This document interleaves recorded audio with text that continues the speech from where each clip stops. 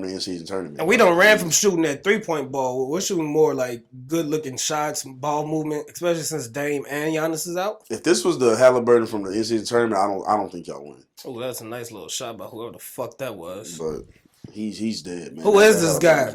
He has no accessories. He's a loser. Hate niggas with no accessories.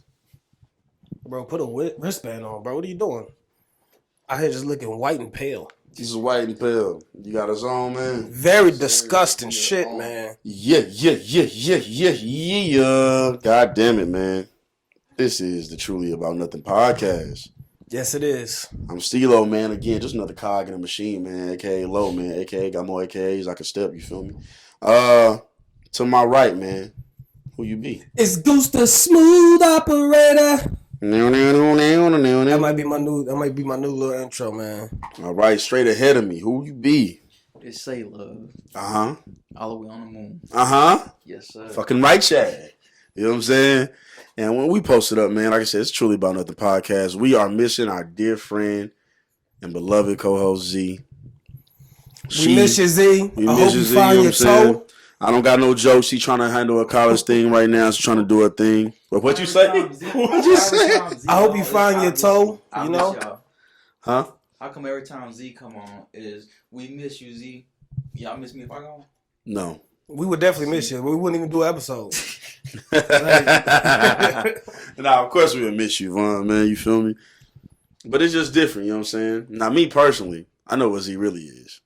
Mm-hmm. Puerto Rico. Yeah. But she done made the trip again. She gonna punch the shit out of me about that. She done made the trip again. She couldn't get off that horse. Nah, go ahead and handle those finals, I think, right? I think it's probably finals, man. We been stopped going to college. Yeah. Most likely, this feels like what finals would be, right? Major test, major pressure. I mean, shit, the playoffs is going on. So. Shit, gotta be finals time. Gotta be finals time. Gotta be championship time. So, yeah, man. Hey, speaking of championship time, and we gonna get on some music. Kendrick motherfucking responded, nigga. Yeah, he did. About time. Yeah, nigga. The big stepper, nigga. About time. Mr. Morale, nigga. We've been waiting. We've been waiting. They don't understand, nigga, Say no love, more. you got one job, baby. You are on a podcast now. Yeah, we did. And Goose even told you earlier. I said, y'all should go listen to this It was 6 minutes out of your day. We were talking about listening to something else. I'll be peeping in there, and then I'll just be kind of in and out. Look here, bro. That's why you got to get that nigga up individually. You don't need to be crazy into hip-hop, but at some point, you got to kind of start paying attention to the culture. You like hip-hop enough to and when it starts, yeah, you should like hip-hop enough. Hold up, you know NBA Youngboy charges just got dropped a little bit? I seen him around, moving around and shit like that. Because his charges went from like 64 to like 48. Mm-hmm. That's the amount he had, so he's probably still. But, I mean, that's your boy. You know what I'm saying?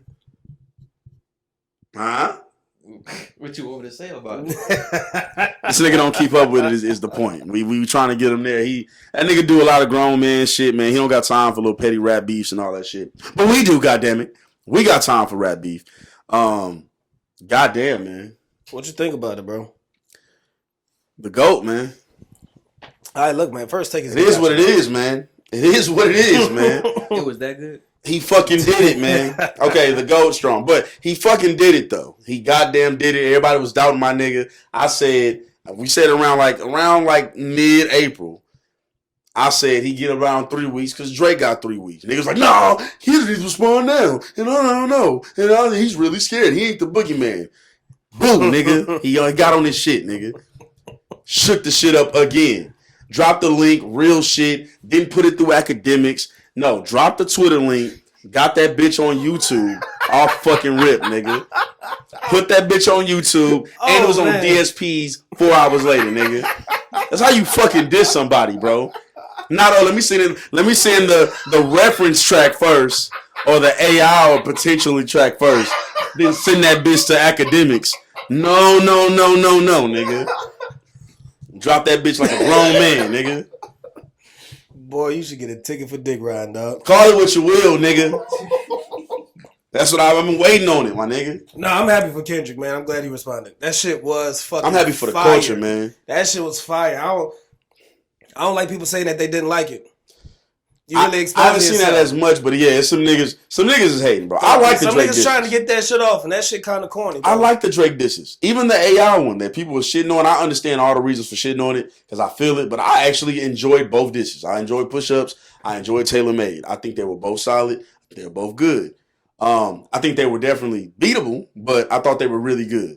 Because it was mostly just like, nigga, you little, and then the other one was, nigga, you saying all this boogeyman shit, we waiting on you. So that it was some other layers in there. It was deeper than just that, but it wasn't as deep as this shit. It wasn't as deep as this shit. That didn't even me like being the Kendrick fan. It really wasn't, and that's okay. He is being a Kendrick fan, though. He is being a Kendrick. But Drake, I understand him though. But Drake did say he has more. Mm-hmm. So we're gonna see what he do. I'm hoping he do.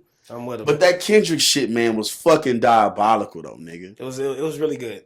It wasn't all time. Like, I'm not saying it's the greatest diss of all time. Like, it ain't that. It's not hit 'em up. It ain't no Vaseline.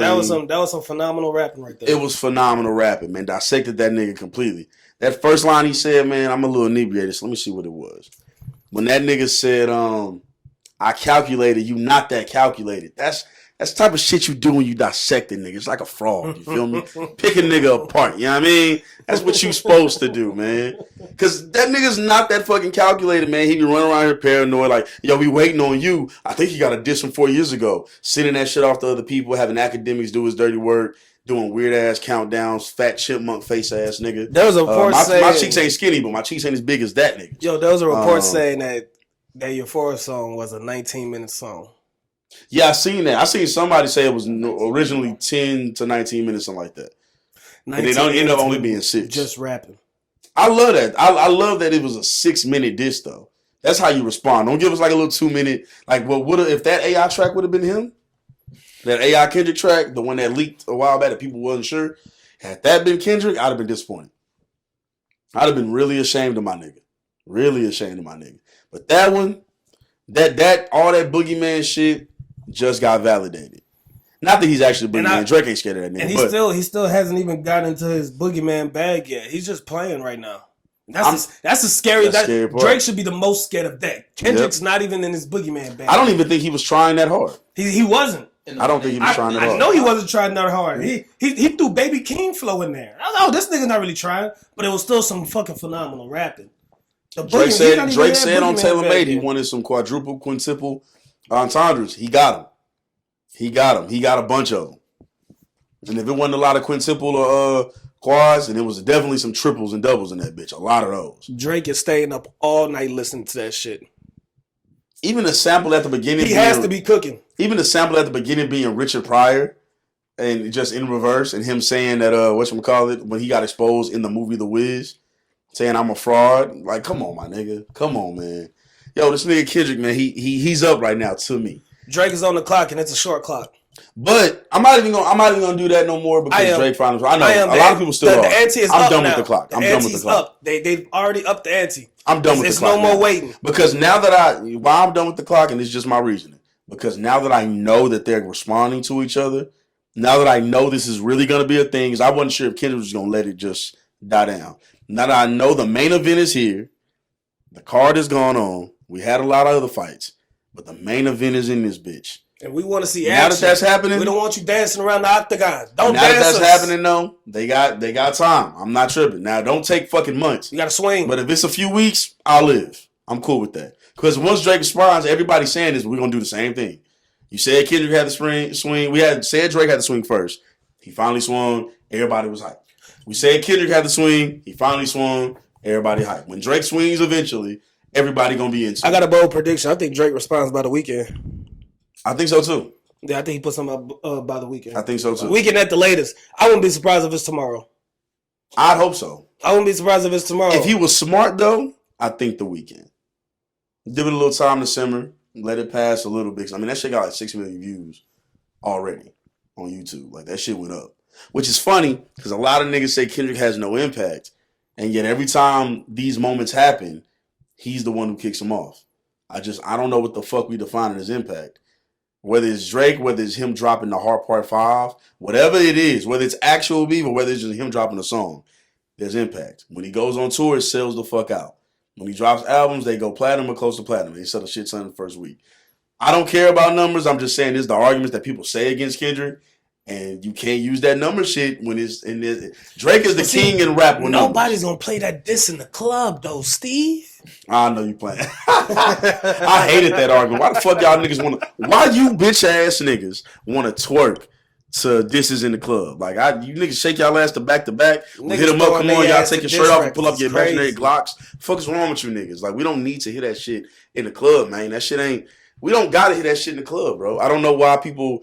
Like, yeah, I mean, I might listen to it once or twice. Bitch, did you hear it, though? As long as you heard it. And I personally, I like, the only disses I can think of that I really won't listen to ever again, and not just because it isn't on streaming services, is the J. Cole one.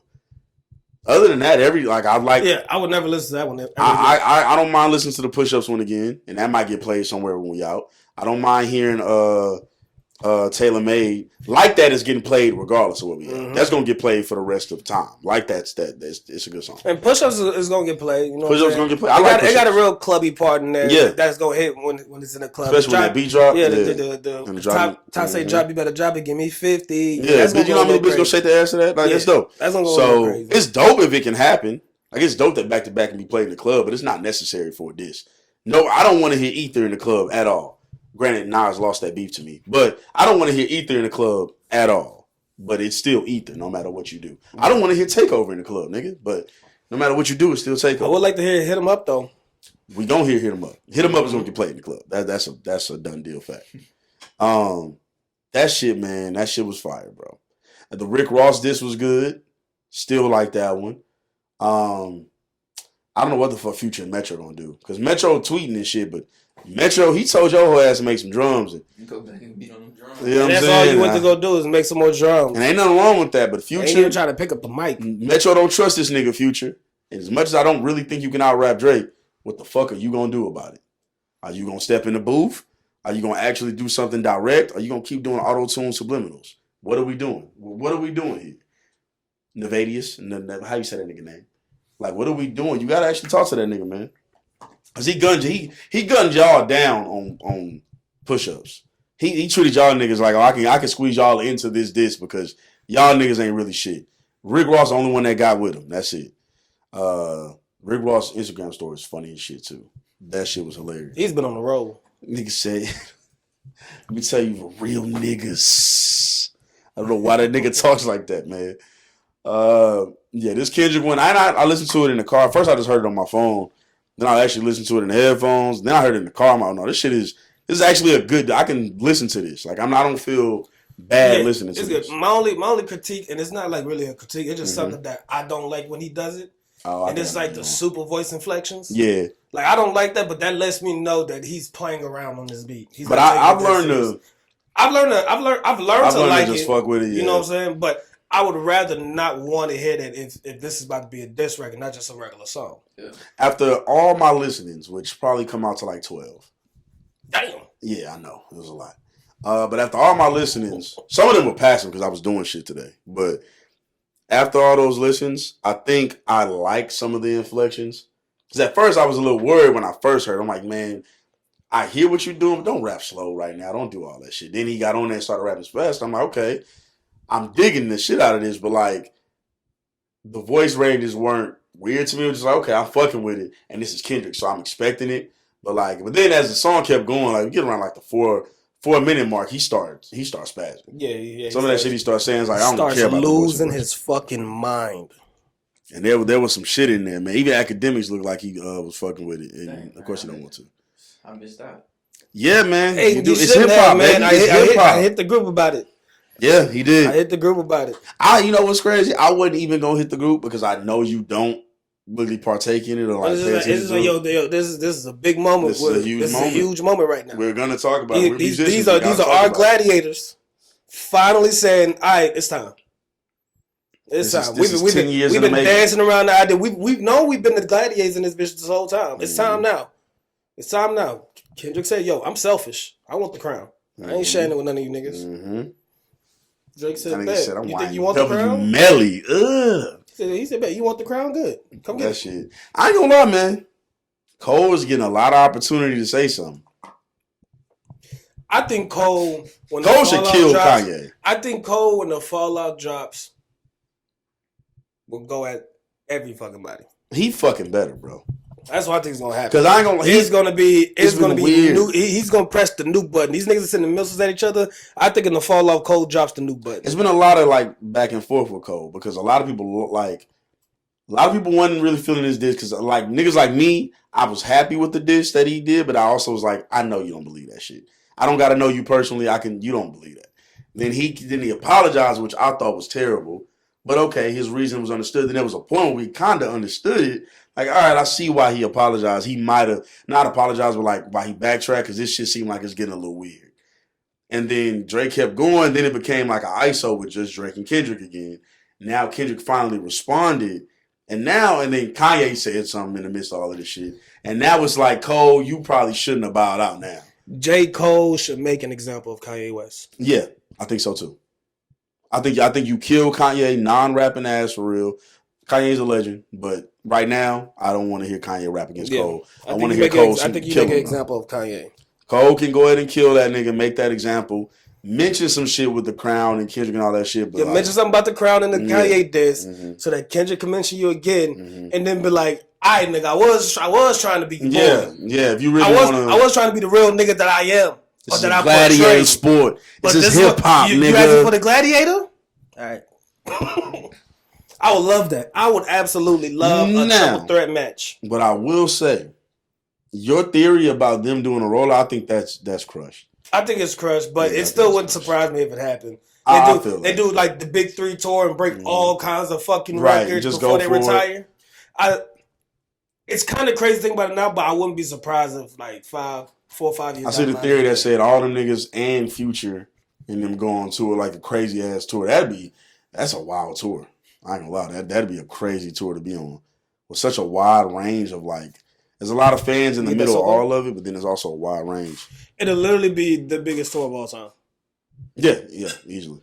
Yeah, easily. And I don't think it's gonna be close. I mean, shit, just Drake, Cole, and Kendrick would be the biggest rap tour of all time for sure, like without question. So I'd be down for it. But I want to ask y'all, because of how much I like this diss, it was amazing to me. What makes a good diss track for y'all? You heard enough diss tracks, so you definitely in this conversation. You know of a diss track. NBA YoungBoy diss niggas every Thursday. I don't know, man. It's out of a diss track. Pass me that Paul real quick. Yeah, we pouring up, man. I'm sorry, I mean, you know how I get down, man.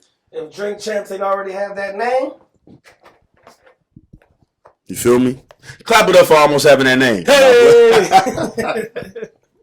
Change our name to Drunken Champions. But that's hard. But back to me. That's crazy. A good diss track. I don't know, man. I want to say being cutthroat, like coming right at niggas, like not holding back, not hiding behind no lines, no lyrics, stuff like that. Like just straight at a nigga. Like that's what I think makes a good diss track. I fuck with it. What makes a good diss track, man? Honestly, bro. Yeah, like Savon said, directness. Subliminals are cool, and I think that makes good rap beef. I think good rap beef subliminals are very important. But a good diss track has to be direct. You know what I'm saying? And to me, still, the greatest diss track of all time is No Vaseline. I still think that's one of the greatest opening lines to any rap song. I'm glad y'all said it off. I think that's the greatest. I think that's the second greatest starting line to a diss track. I was about to say, because I mean, Tupac's. That's why I fucked your bitch, you fat motherfucker. Yeah, that's kind of... West Side! Take money. You know what to do. Take money. Damn, man. That's a pretty hard line. Even if it ain't true, that's a hard line. Fuck your bitch in the clique you claim. Yeah, that's a hard... That's a very direct... Q shit was crazy, too, because it was like all them niggas was coming at him, pause.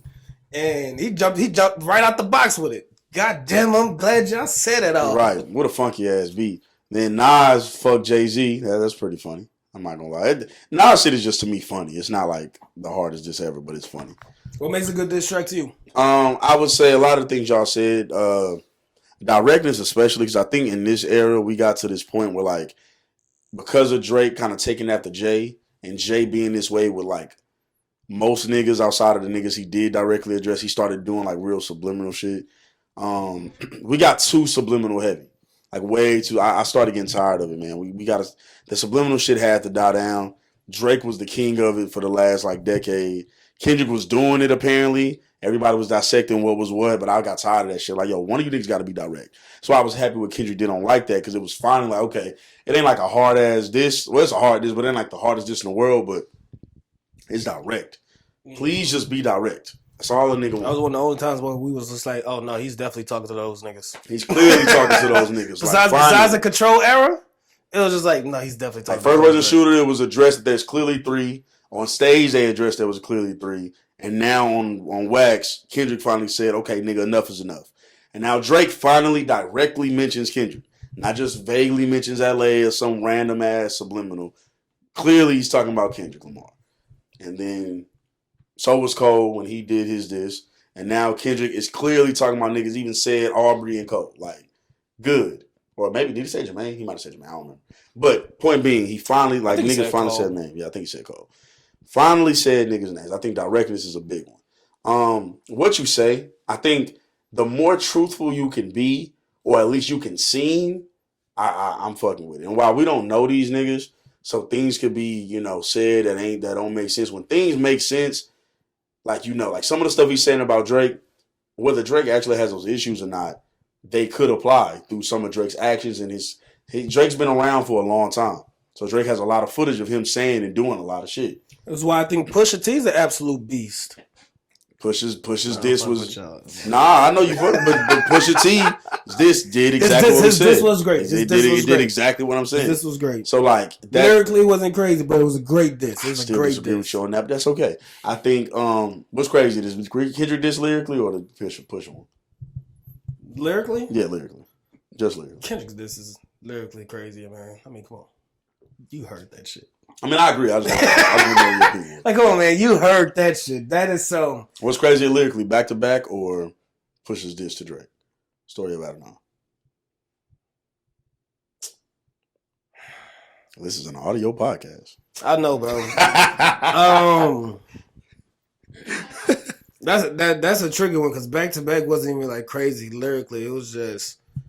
The flow is better. Back to Back's a better song. I'm about to say the flow is better. And sonically, it's an easier song to listen to. A better song.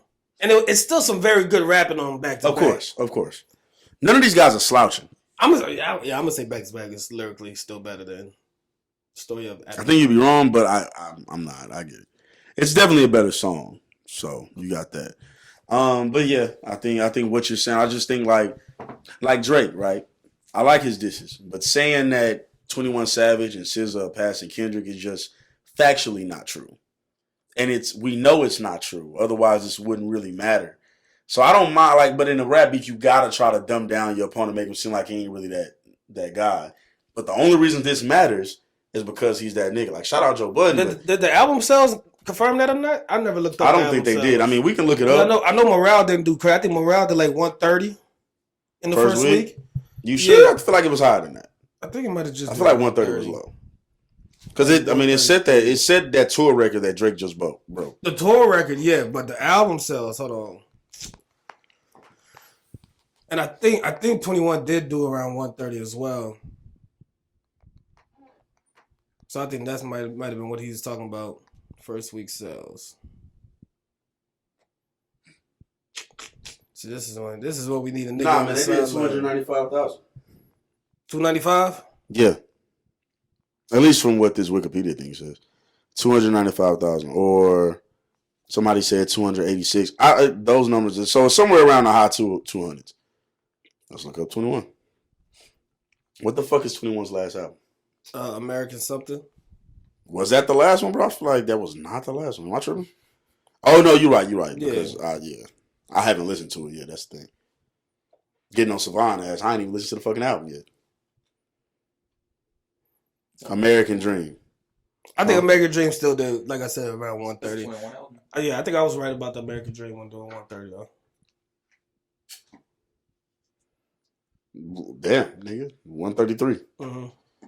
So that was a lie. We know whatchamacallit was a lie then. 21 Savage. That's why when he said it, I'm like, I know that's your boy, but come on, son. Come on, man. Didn't SZA drop an album not so long ago? How much did Her Loss do? That one I can look up. Yeah, how much did her loss? I'm pretty sure it did more than 295. I don't know. 290 is a little crazy though. Yeah, but that's Drake. No, I thought 290 was Kendrick. Oh, what you saying is that? I'm saying like while 290 is crazy 290 is still 290 is ridiculous, and most other artists ain't getting that. In this day and age, 290 Drake, is really Drake, stupid. Travis.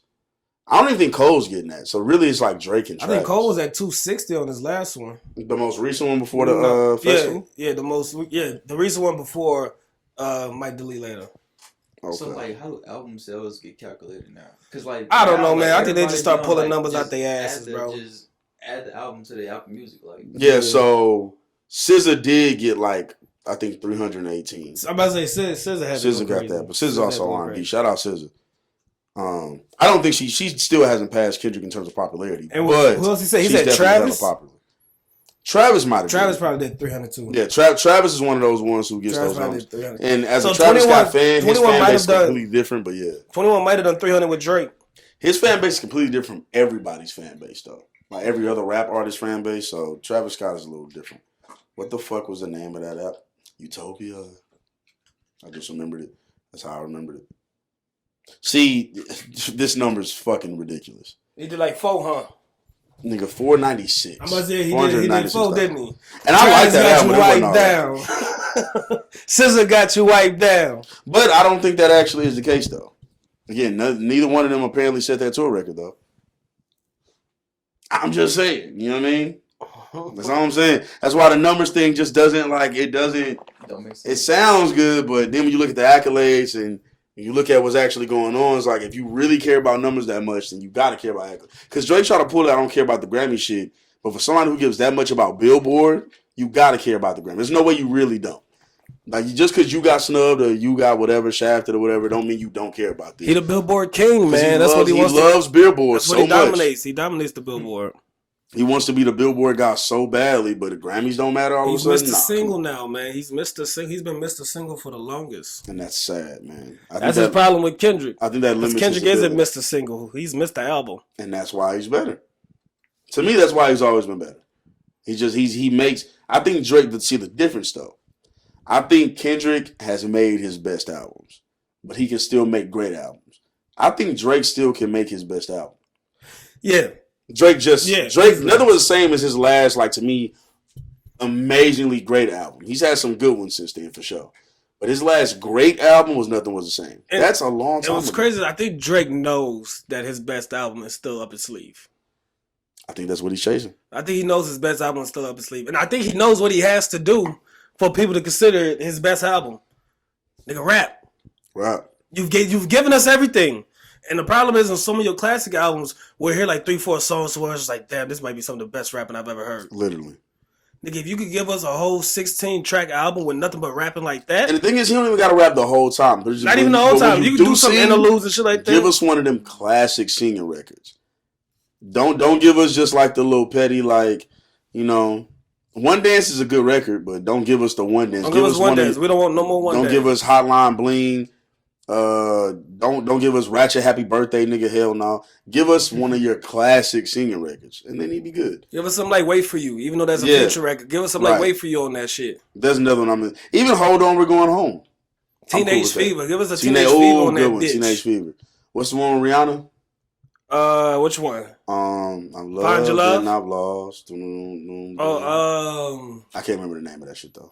It's on the. It's there, bro. It's one of them Rihanna songs. He got like 3 to 4 with it, I think. Yeah, man. Like, it's a fire ass song. Give us one of them. But again, I don't think he wants to. When you're making that type of money, you don't need to. Because if we was making that type of money as artists, as much as I say I'm all integrity, like, we was making enough money where we don't really got to try that hard for real. While deep down I'd want to have like something that's considered classic, it'd be like, man, I'm making so much money right now. I'll be fine. I don't know. I think he still wants it though. Think so? Yeah, I think he still wants it. Like, I think he wants to solidify a top spot. Awesome. I don't think he really wants to share it either. I think he wants to solidify a top spot. We still speaking on Drake? Yeah. Yeah. Her loss did 404, by the way. See? That's probably what he's saying. He's probably saying in the sense of that. That's only because of literally Drake being on it. I mean, it's because it was Drake and 21. And 21. And I loved her loss. I think that's one of the better Drake albums that's dropped over the last few years. I was cool with it. I liked her loss. Cool. I think 21 had him rapping a little bit more than what we're used to seeing Drake rap on the album. And I enjoyed it. What Kendrick said, I like Drake with the melodies. I don't like Drake when he act tough. Let's get to the women. I can hear the vaginas drying up. Oh, man. Well, actually, shout out to all the bad women that enjoy rap beef as well. I've seen a lot of very attractive women talking about this when the Drake shit drops. But we'll move on. Yeah, we'll move on. We don't want to be overly winded on that. Well, but this is do bring me to the next topic, right? Because a big point of contention is Drake's blackness, right? Or lack thereof, or attachment to, or accessibility to, the way he uses it, whatever, right? I ain't gonna say what he is. But we all know. But that brings me to a question that I was starting to think about for y'all. And we kind of touched on it, but I don't know how deep we went into it. Would y'all date a non-black person? Like be with one?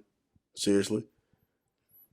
Go ahead, say love. You ain't talking a minute, man. Mm-hmm. Come on, baby. Would you date a non-black woman? Like be with her? Like when you say date, you know exactly what we mean.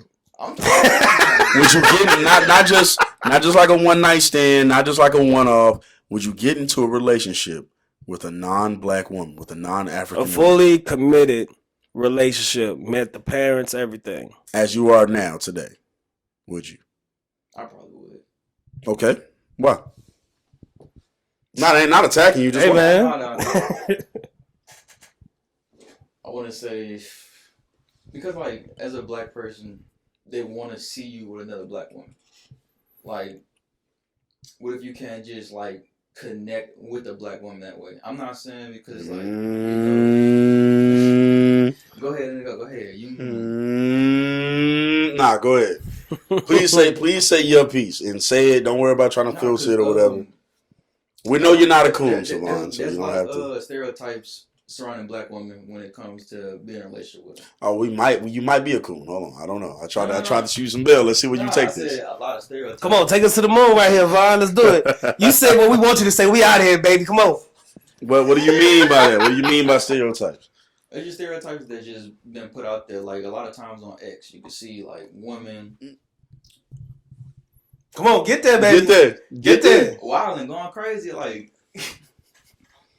How they wilding and going crazy, man? Let them know. It's either like they making a scene, you know, being ratchet ghetto. Yeah, I'm not gonna say that. Like, I'll say it for you, baby. I'll say it for you. Are you talking about women in general? Or you talking about black women? I'm talking about like black women because it's black girls. Yeah, he's talking about the black woman. That shows up more on social media. So like, it sure does. I'm on your side. Come on, baby. Are we doing this or what? I'm not stopping. I'm ad-libbing. This nigga keeps saying shit. No, because right now y'all want me to say something crazy. You've already. I haven't said nothing crazy. You haven't said anything crazy yet. For sure. I'm just ad-libbing, man. You preaching to the choir right now. He's the choir. I'm not the choir. But you over there jumping in with it. No, I'm not. I'm just like, I'm not telling you you're right. I'm just saying there's nothing wrong with, and you talking about white women. I'm talking about all other races. Okay, so that's I'm talking about strictly non-black women. But y'all motherfuckers over here talking about songs. So that excludes. I'm talking about like not Afro-Latina. So I'm excluding Dominicans or some Puerto Ricans. I'm excluding. Is it Brazil? It's another Brazilians. I'm probably excluding them. I'm excluding anybody with like African ancestry. I'm talking about people who have no African ancestry whatsoever. They are not black. First of all, I ain't dating no white woman. I ain't been with no white woman. Okay. But to answer your question, yes, I would go ahead and date besides an African American woman. Oh yeah? Yes. Pretty bold. And okay, I just gotta ask because of what you said, right? Mm-hmm. Is your reasoning because of some of the like? Okay. Let's get this out the way now. I'm just gonna say this now. I ain't gonna put all your business out there, but I just want to say this because I don't want nobody to think that you're a certain way. Because the picture that you painted was a little off from what you actually are. You have a baby with a black woman. Yes. So you have a purely black baby. Correct. So you do not hate black women. That's a black baby for sure. You do not hate black women. We do not hate black women on this podcast. You do not hate black women. Okay, so that's what y'all is making it seem like I was all doing. Just say you don't hate black women. I don't hate black women. There you go. No. Oh Lord. Oh, we was almost out of there. Oh man, we was almost famous just now. No, because I know I hope that you don't, and I'm sure you don't. But when you started saying, here's the thing: when you start saying rhetoric that sounds like, yeah, you see them kind of being wild and extra on social media, that comes off like ghetto, ratchet, those things. When you're saying stuff like that, I know I said that. When you're saying stuff like that, it sounds like, that's why I'm like, let them know that you're not what you're saying right now. I was only ad-libbing that way so you understood how you were starting to sound. Boy, there's some good weed. There's some good weed. So, all right. So, even with that said, your reason for dating outside race, maybe somebody watching say I'm saving you here. Maybe I am. You definitely are. I am? Okay. Well, then let me take the floaties off. What would you prefer to date now with your experience of being single? Would you prefer to date a non-black woman, or you don't really have a preference? You just kind of go for it. I really don't have a preference, but to answer the question is yes, I would go ahead and date outside of that. You're willing to, but you don't. It don't really matter what happens. Really Okay. Are you looking to? No, I'm not looking to. Okay. Okay. So it legit. I was gonna hit you with a loaded question. Don't matter. Okay. Because. Yeah, I've been trying to go ahead and shoot at some black women. Steve, no. Oh yeah. But see, wait. To all my beautiful black queens out there, say love. Say love. You know what I'm saying? Shoot. If you want to change, my boy, you know what I mean. But because for me, on social media, I see all races of women wilding. I see white women wilding the most. Bitches be wilding. Bitches be wilding. So I see all races of men wilding. Like, no, I got you. That's why I'm not trying to shit on your perspective or even like really compare ours or go against. I'm just saying like when you say that rhetoric, social media is vast and there are other races of women that wild the fuck out. Hispanics consistently of all nationalities, I believe that's the right term. Hispanics of all nationalities have the stigma of them being crazy, but people like it, the spicy Latina shit.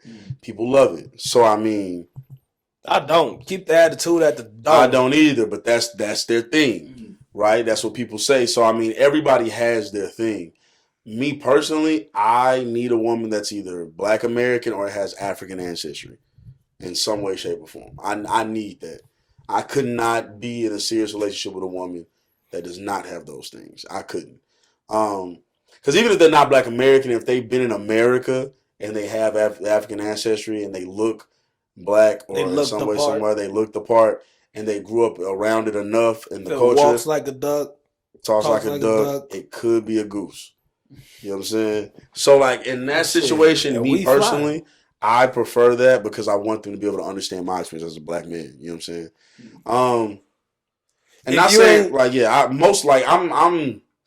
100% on that. And if I was to date outside my race, it would have to be like, the woman would have to be perfect. She'd have to be absolutely perfect. And that's the hard part, boy. By perfect, I mean like a superwoman.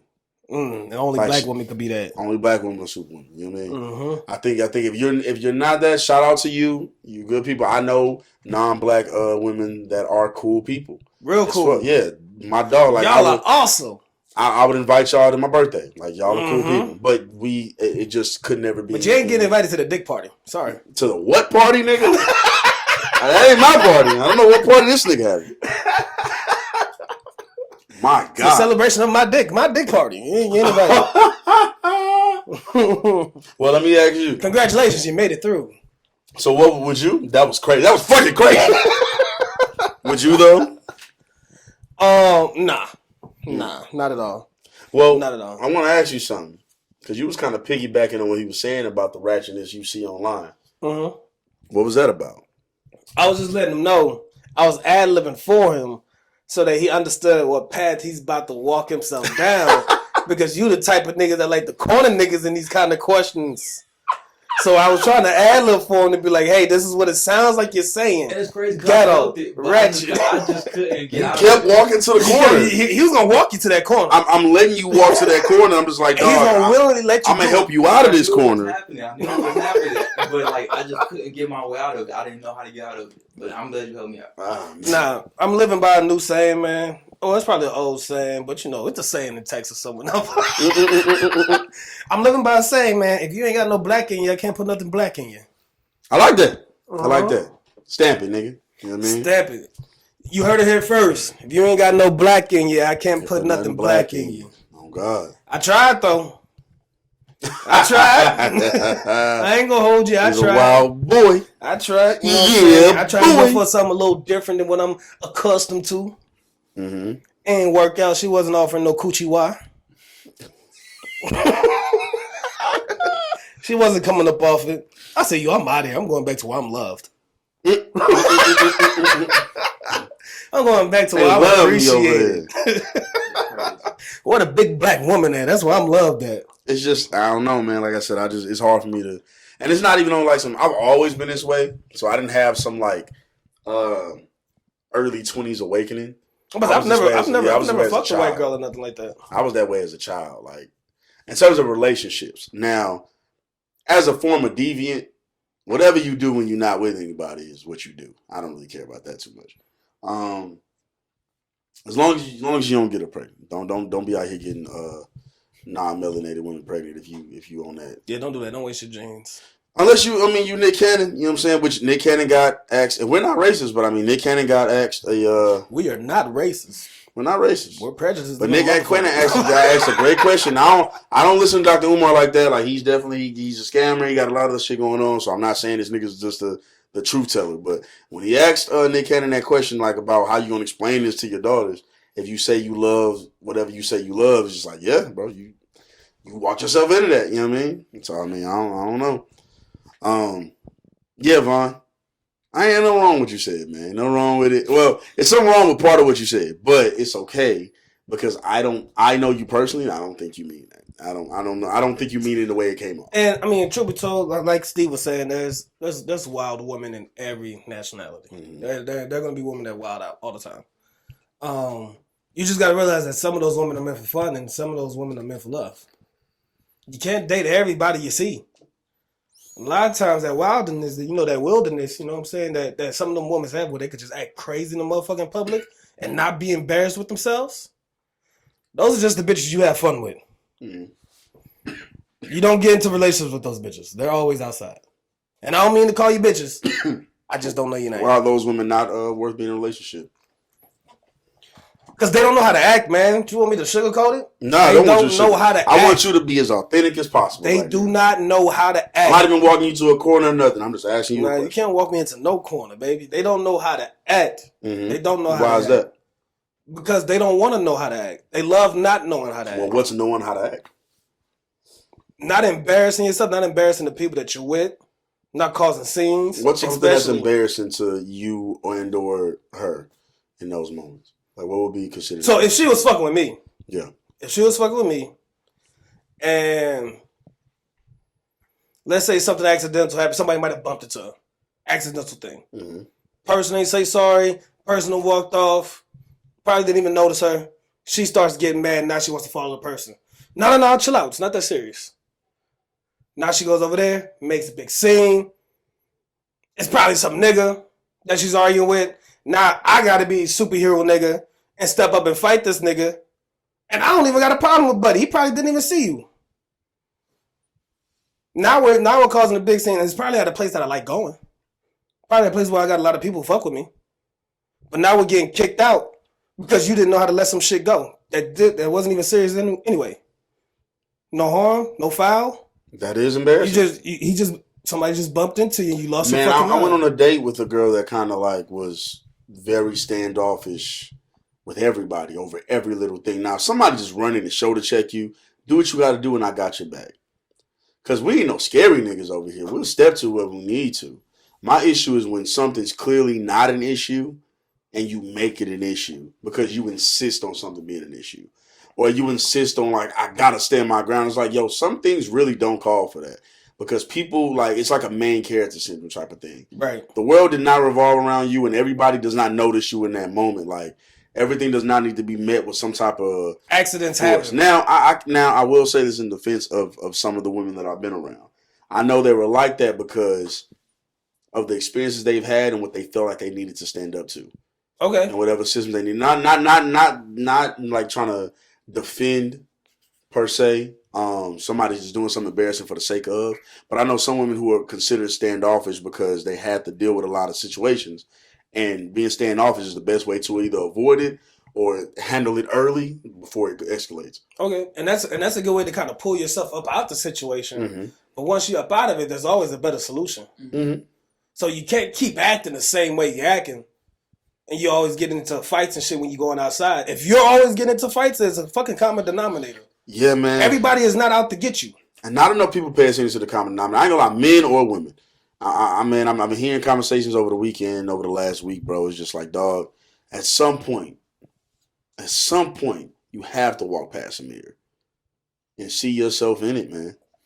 At some point, it's your fault. At some point, some things that are happening to you, you're either accepting or you're causing. I don't know why there are people older than us, our age, and a little younger. Because those are the people I don't really give as much benefit of the doubt to. You a teenager, all right, cool. Of course you don't look in the mirror. You don't think about nothing else. But you should, but you probably don't. But once you get over 25, 24, 20, 23, 24, 25, and up, hey, bro, it's probably you. You're probably the problem.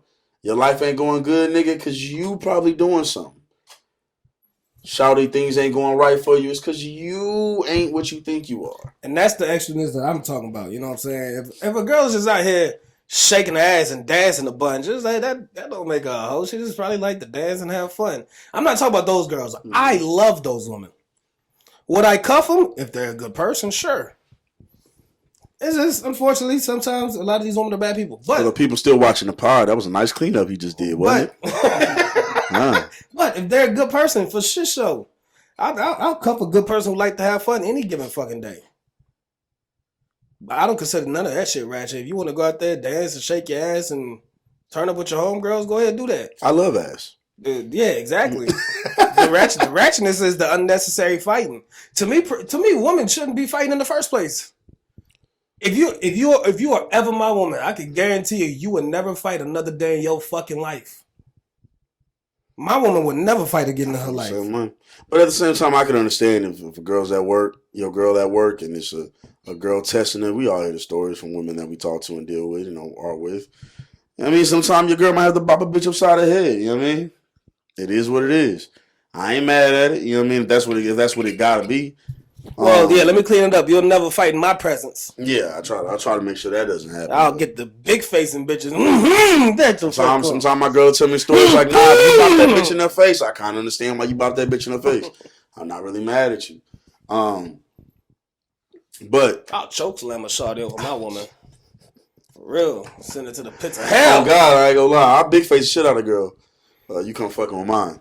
Girl, power bomb. Yeah, it's gonna hurt. RKO a shawty over my chick. Out of nowhere, face ass. Where did he come from? Sneaking up the whole time. You got anything else kind of on this topic, man? On this realm of what we talking about? I'm not gonna date outside my race. So Say Love is open to it, but he don't really care how it goes. I'm not open to it. I can fuck with people outside my race. You know what I'm saying? Like, if I feel like it, it's just most of the time I don't really feel like it. Right. And that's what I'm saying. Like a casual little thing, I'm not angry at that. Because I mean, it happens. People be out, you meet people, whatever. I just think, and it's experimentation, whatever. 2024. But at the same time, I think creating life with somebody outside the race, or like starting a family with people who may not value you in the same way, I couldn't imagine it. Now, I'm not gonna sit here and go off on people who do it. If you do that and you don't slander nobody else, by all means. But if you date outside your race and you slander the other gender of your race, male or female, whoever it may be, you're a hypocrite. You a bitch ass nigga. And I don't like hypocrite. Some other shit, and you just fucked up is what you is. I don't fuck with people who do that because there's no reason to. My last note. My last note. To all my pro-blacks out there. To all my pro-blacks out there. I will say, it is quite hypocritical for you to have such love and admiration for your fellow black people without having love and admiration for a black person. I think it's weird. Call it what you want. Love who you love. It's weird, though. But if you claim to have so much love and admiration for black people, why isn't the most love and admiration you're supposed to have for a person not going to another black person? It's weird, bro. I'm going to never believe what none of y'all are saying. You strange as shit. Now go ahead and bring up this bullshit you want to talk about, bro. Well, I'm moving on to another topic, right? Okay, cool. But we'll get to that later. We'll get there, right? Because this one, I just remembered this video I seen over the weekend, I believe, as well. Man, this little high school girl was in her classroom and snorted some coke in that motherfucker. Now, we went to a real euphoria-ass high school. She was doing crack? Nah, coke. Oh, okay. We went to a real euphoria-ass high school. I just wanted to say that real bad. Shit happened. That's funny as shit. Shit happened at our school that, like, would definitely have made the news. We made the news anyway, but all the other shit that was happening, this shit happening now at the school we went to. So shit get wicked. The difference is that they're recording the shit now. They're recording it way more. I remember kids doing coke in class. We were old enough for shit to be recorded and be on Vine, but like we wasn't dumb enough to not everything. We wasn't dumb enough to post that. There's some niggas who got beat up. Them videos did not live. They never hit the internet. Yeah, them videos. Some of the greatest fight videos I've ever seen never hit the internet. They were just on somebody's phone, crystal clear. You could see the nigga, but like it just never went nowhere else. Now, every time something happens, we've even seen viral clips from our school before. Straight to the you know what I mean? Like it's and seeing that shit, bro. I found out like kind of right after we graduated how many people that went to our school were doing coke. Mm-hmm. I ain't know how many it really was, right? But there was a lot of them. A lot of them. But now, like to see somebody doing it in class that boldly, like she wasn't even really hiding. I've seen somebody doing it in class that boldly though. Really? Yes. I mean, your class was fucked up. Dumb nigga classes you was in. I ain't never seen no shit like that. I ain't gonna lie, brother. That's crazy. I seen people do it boldly outside of school, like maybe even in between periods, but in fucking class. Hers was more boldly because it looked like she had the whole line set up and everything. The guy I seen doing it was just taking key bumps. You know what I'm saying? So still bold as shit. A little more. Still bold, but a little bit more. Yeah, it was a little bit more. He wasn't like really all out in the open, but he was like gloating that he was getting away with doing it. Mm-hmm. He was like, look, the teacher ain't caught me yet. We was like, bro, you are a fucking fiend. And I mean, shit, it was somebody who had a whole bottle, was drunk, had that bitch in his hoodie when I was in middle school. Like, it's just like, about you drunk at lunch, and at a middle school lunch, you're in middle school and you're drunk. I can't even get mad, man. We was senior, we was smoking weed and going to high school. Nah, but see, I think there's a difference, right? Notice. It's not a difference. It's not a difference. Let me correct myself. It's not really a difference. It's just like you're a senior, okay, that's a little different, but you shouldn't be. If you high and going to school is one thing. People did hotbox in the restroom. People did go to the restroom and smoke. So are you saying that like I think it's wild to. I'm not gonna sit here and advocate for it. I just know we know teenagers. We're not advocating for drugs, kids. We're not advocating for drugs. Don't do drugs. But we know how teenagers are. And we know how good it feels, but don't do it. It's not worth the good feeling. You feeling it's not worth it. You'll never get that feeling nowhere else, but it's not worth it. The shit you create off that, you should never do it again. It's a phenomenal feeling that you should run away from. Go ahead. No, really, we don't advocate for it. Not for underage drug users. Nah, man, fuck drugs except for weed. I advocate weed. Now, go ahead, before y'all clear it up, I was going to ask y'all, do you think it's not as bad as if they're doing it older? Because you were saying, like, it was crazy whenever somebody was doing it in middle school, but you said, like, we started just smoking and then going to the parties and stuff like that. Like, y'all think it's better whenever y'all... I told one of my siblings, like, because he got in, he did some things, got in some trouble here and there. Good kid, though. You get caught sometimes, right? And when I told him, like, yo, you can't really do this shit now, but once you get older, our mom will know you're doing this shit. Mm-hmm. And it will be fine as long as you're taking care of your responsibilities. Yep. So it becomes a thing, like, where my mom would have literally killed me as a teenager from 18 and down if she caught me high.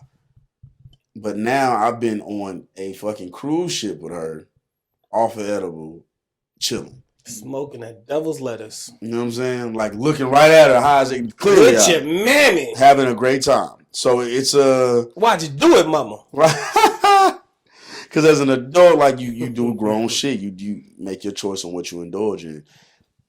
It was crazy the people that would smoke, because I didn't smoke in high school. Everybody who knows me, I drunk a little bit. I didn't smoke, and that's crazy too. You shouldn't, but I think showing up to school with a bottle is fucking ridiculous to me. That's crazy. Showing up to school and doing coke in the classroom is fucking crazy. Whether it's a key bump or a lime, that's crazy. Doing coke regardless. I'm glad you said, yo, this normalization of coke, man. I know that it is still a party drug. I've been around y'all when y'all doing it. Y'all don't seem like y'all having as much fun as y'all claim, but it's okay. I never know. So if y'all having fun, I'm not gonna hate on y'all. I've never seen a person on cocaine have more fun than me. That is a fact. Maybe one. Maybe one. Maybe like one or two niggas. Who? Names I don't know, but maybe like one or two niggas. There's been some niggas who you can tell was off something. They was lit. They were lit, but I mean, I was still having just as much fun. That nigga might have been dancing more. That don't mean he having more fun than me. And most of the time, them niggas start crashing out. I've never crashed out over weed and alcohol. And I'm not advocating alcohol for young kids. You definitely did crash out at one time over alcohol. No, I blacked out. No, you crashed out at one time, bro. Oh, who? Yeah, man. Shit crazy. This nigga lying, Your Honor. Shit's so wild, man. This nigga's a wild This dude. nigga lying, Your Honor. I had to hold him back. From what? That shit was nutty. Nigga almost fucked the parking lot up. Yeah, man. Again, just bringing it to your high school though. That was just. It's fucking insane. That's all I'm saying. Like y'all showed up to school high. That's wild too. It's that rapper from Atlanta, bro. Ludacris. It's getting ridiculous out here. I hope you see what they're doing. I hope you see what they're doing. It's getting ridiculous. It's getting ridiculous. But again, I mean, if you're now talking to the adults, if you do coke, you do coke. Whatever. It's just like talking to the adults. If you do coke, stop. I just want them to stop acting like everybody's supposed to be like, oh, this is normal. Like that's because I be seeing on Twitter people be like, y'all really slandering coke? Yes. What the fuck are you talking about? We're really yes. Bring good slander back, man. Yeah. Some things need to get slandered. Some things need to be shamed. Yes. Not sluts. But other things need to be shamed. Never sluts. There are some things that never sluts. There are some things that do need to be shamed. I think people just chalk everything up to this is just me, and a lot of y'all are fucked up people. Stop being just you. Stop being just you. Not all y'all. Some of y'all say that y'all real solid, but some of y'all say that y'all assholes. You know what I'm saying? So I don't know, but that brings me to my next point. Are there any positive addictions to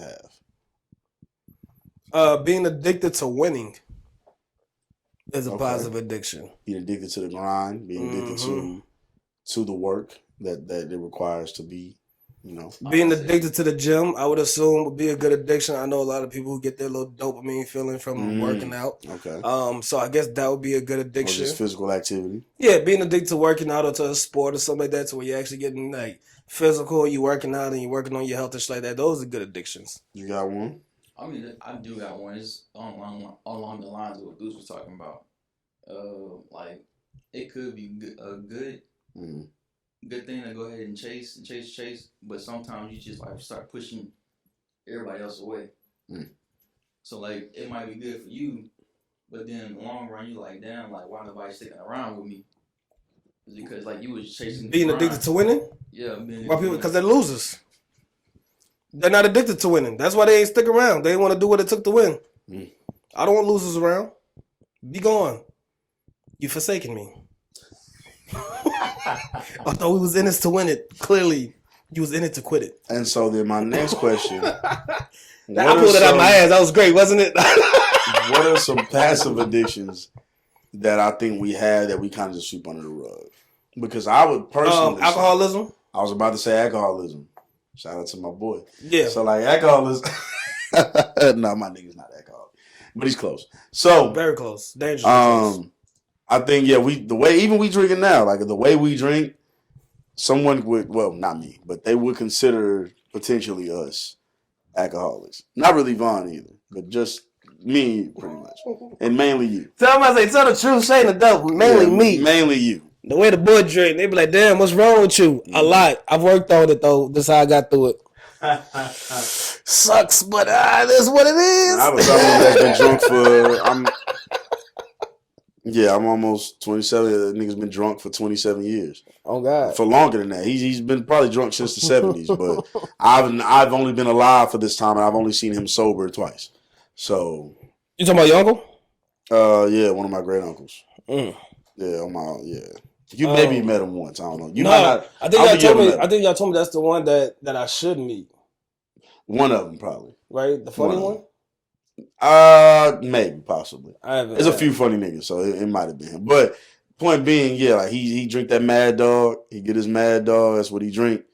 And that motherfucker be lit, man. Another passive addiction. That's alcoholism. Another passive addiction that gets shamed, but somehow people done made it cool. And I'm glad this nigga's right here because I know he wrote this bullshit on the board. Vaping.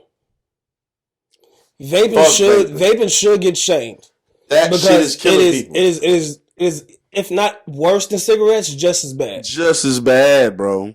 And y'all smoking the shit out of it. You niggas.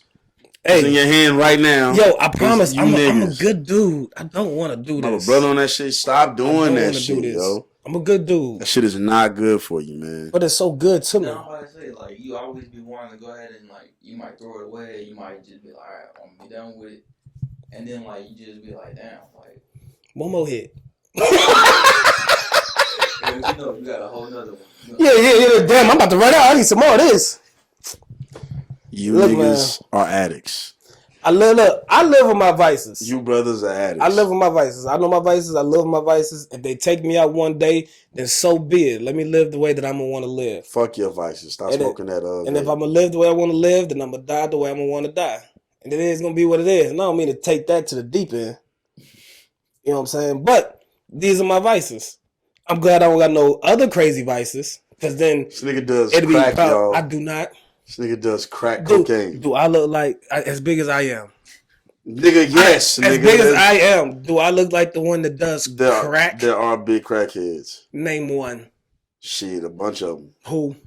It's probably a mad few. I done seen big crackheads. I've seen big coke heads. I've seen crack is a little different. Shit, some people used to do crack and eat. Pass out, man. Pass out now. My bad. Y'all niggas do crack, so y'all know. Fuck you. We set that nigga up for that joke, man. You know what I'm saying? I done seen majority of them are skinny. I ain't gonna lie. You know, another passive addiction that could be harmful, or at least reports are trying to come out saying it's harmful. Masturbating. I do think it's harmful. Now, its effects are very because I don't think you shouldn't. If you ain't getting none out there, you probably should masturbate at least once in a while. I don't think you should just never do that shit. But at the same time, every day or like multiple times a day, consistently, you're damaging your sperm.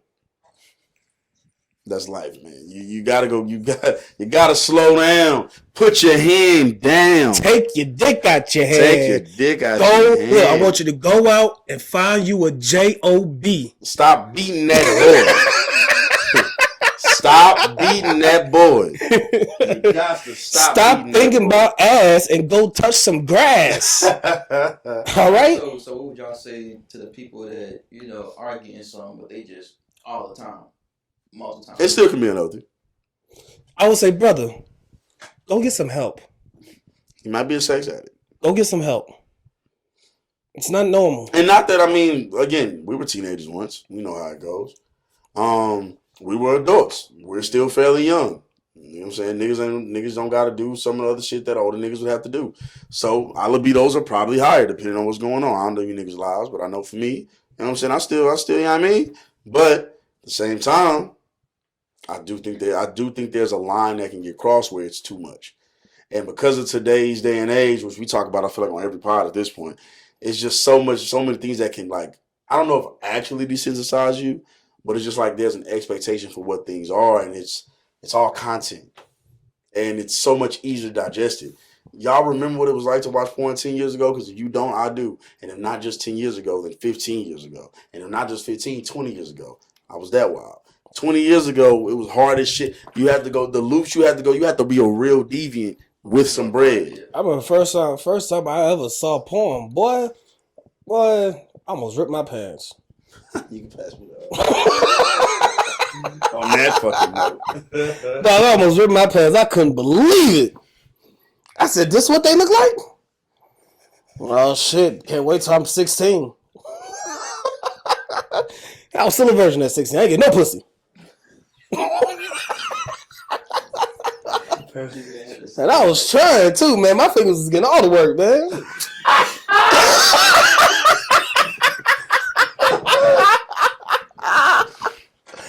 Oh, shit. I was tech decking all up in that shit, doing all kind of tricks, boy. Kick flip, man. You trick flip, hill flip. I was doing everything. Nigga was doing an ollie in that thing. Oh, my God. It's crazy. That was fucking funny. I was For me, I don't even remember where I was going. But for me, like, I think when I first saw it, I knew I was like into it, obviously, because I don't know what everybody thinks growing up. Growing up, we all know there's a booty hole, so it's just like, okay, I guess that's what happens. And then you watch porn, it's like, oh, there's something else down there. Okay. So you find out more. Some people find out through different experiences. So for me, like, I was into it, but it's like you had to go through insane leaps to why you was either watching trailers or you was putting a virus in your computer 20 years ago. That's just what it was. Like, unless you just really had the low on some sites, you was putting a virus on the desktop computer you had, if you had one. And if you didn't have one, you was freaked out on LimeWire or some shit, or you was watching that HBO and that Showtime and that Cinemax. Like, you had to go so far and beyond to do this HBO shit. Real sex. You know what I'm saying? And if you didn't have none of that, then you was basically assed out. You was pretty much assed out. You was looking at Playboy magazine. And that's only 20 years ago. Like, you didn't have none of that, it would have been difficult for you to watch it anyway. You was watching twerk videos on YouTube. Shout out to the New Orleans Bounce videos. You had to find a nigga in the neighborhood that knew all the little codes to the PSP. Yeah. Let you get all that shit on there, boy. Yeah. Shout out to my nigga Kyle. He hooked me up with that shit. That's crazy. Shout out Kyle. You a freaky nigga. Shout out Kyle, boy. Freaky old ass Your nigga. dog was freaky, man. I'll never forget that shit. That's great. His dog used to hump everything, fam. Oh, God. His dog used to hump everything. You walk into the house, this dog don't even say hi to you. It's just trying to fuck. Hey. That's exactly what it was like. This dog didn't play around. This dog was trying to fuck something every time. We be playing a video game. Dog is straight to it. Dog, I swear to God, we be playing a video game. If you kick your legs out like this, it's gonna come. It's coming straight to leg. Oh, you must be calling me over. Never fear, the humper is here. God damn. That nigga came right to it. Man, my mama got a freaky ass dog, man. I'm just, this nigga was so horny, man. I'm setting up the food for this little nigga. Nigga just start humping the air. I'm like, nigga. Shit, I'm about to eat. Like, nigga just start. I'm like, what the fuck is this nigga doing? Nigga just posted up by the door, and then this nigga, he has this thing where, like, he has like a little bed, and say, like, he does this by himself too. Say we all just sitting around, this nigga will like post up in the bed like this, a dog, and start rubbing his shit in front of everybody. He don't give a fuck if it's company over or not. I'm rubbing one out. That's what it is. Your dog has a problem. That's a freaky ass fucking dog. Your dog has a problem. Need to snip his at least when I had my cat, it was a legitimate problem because that cat was freaky as fuck, man. She needed to be fixed. She was in heat. You know what I'm saying? So what my cat used to do is when people would walk into the door, she'll perk her asshole up at the top of the stairs. Freaky as fucking cat. And start making this nasty ass purring sound. And when you walk into my house, you can see right up the stairs as soon as you're coming through the door. Yes. And all you see is cat asshole.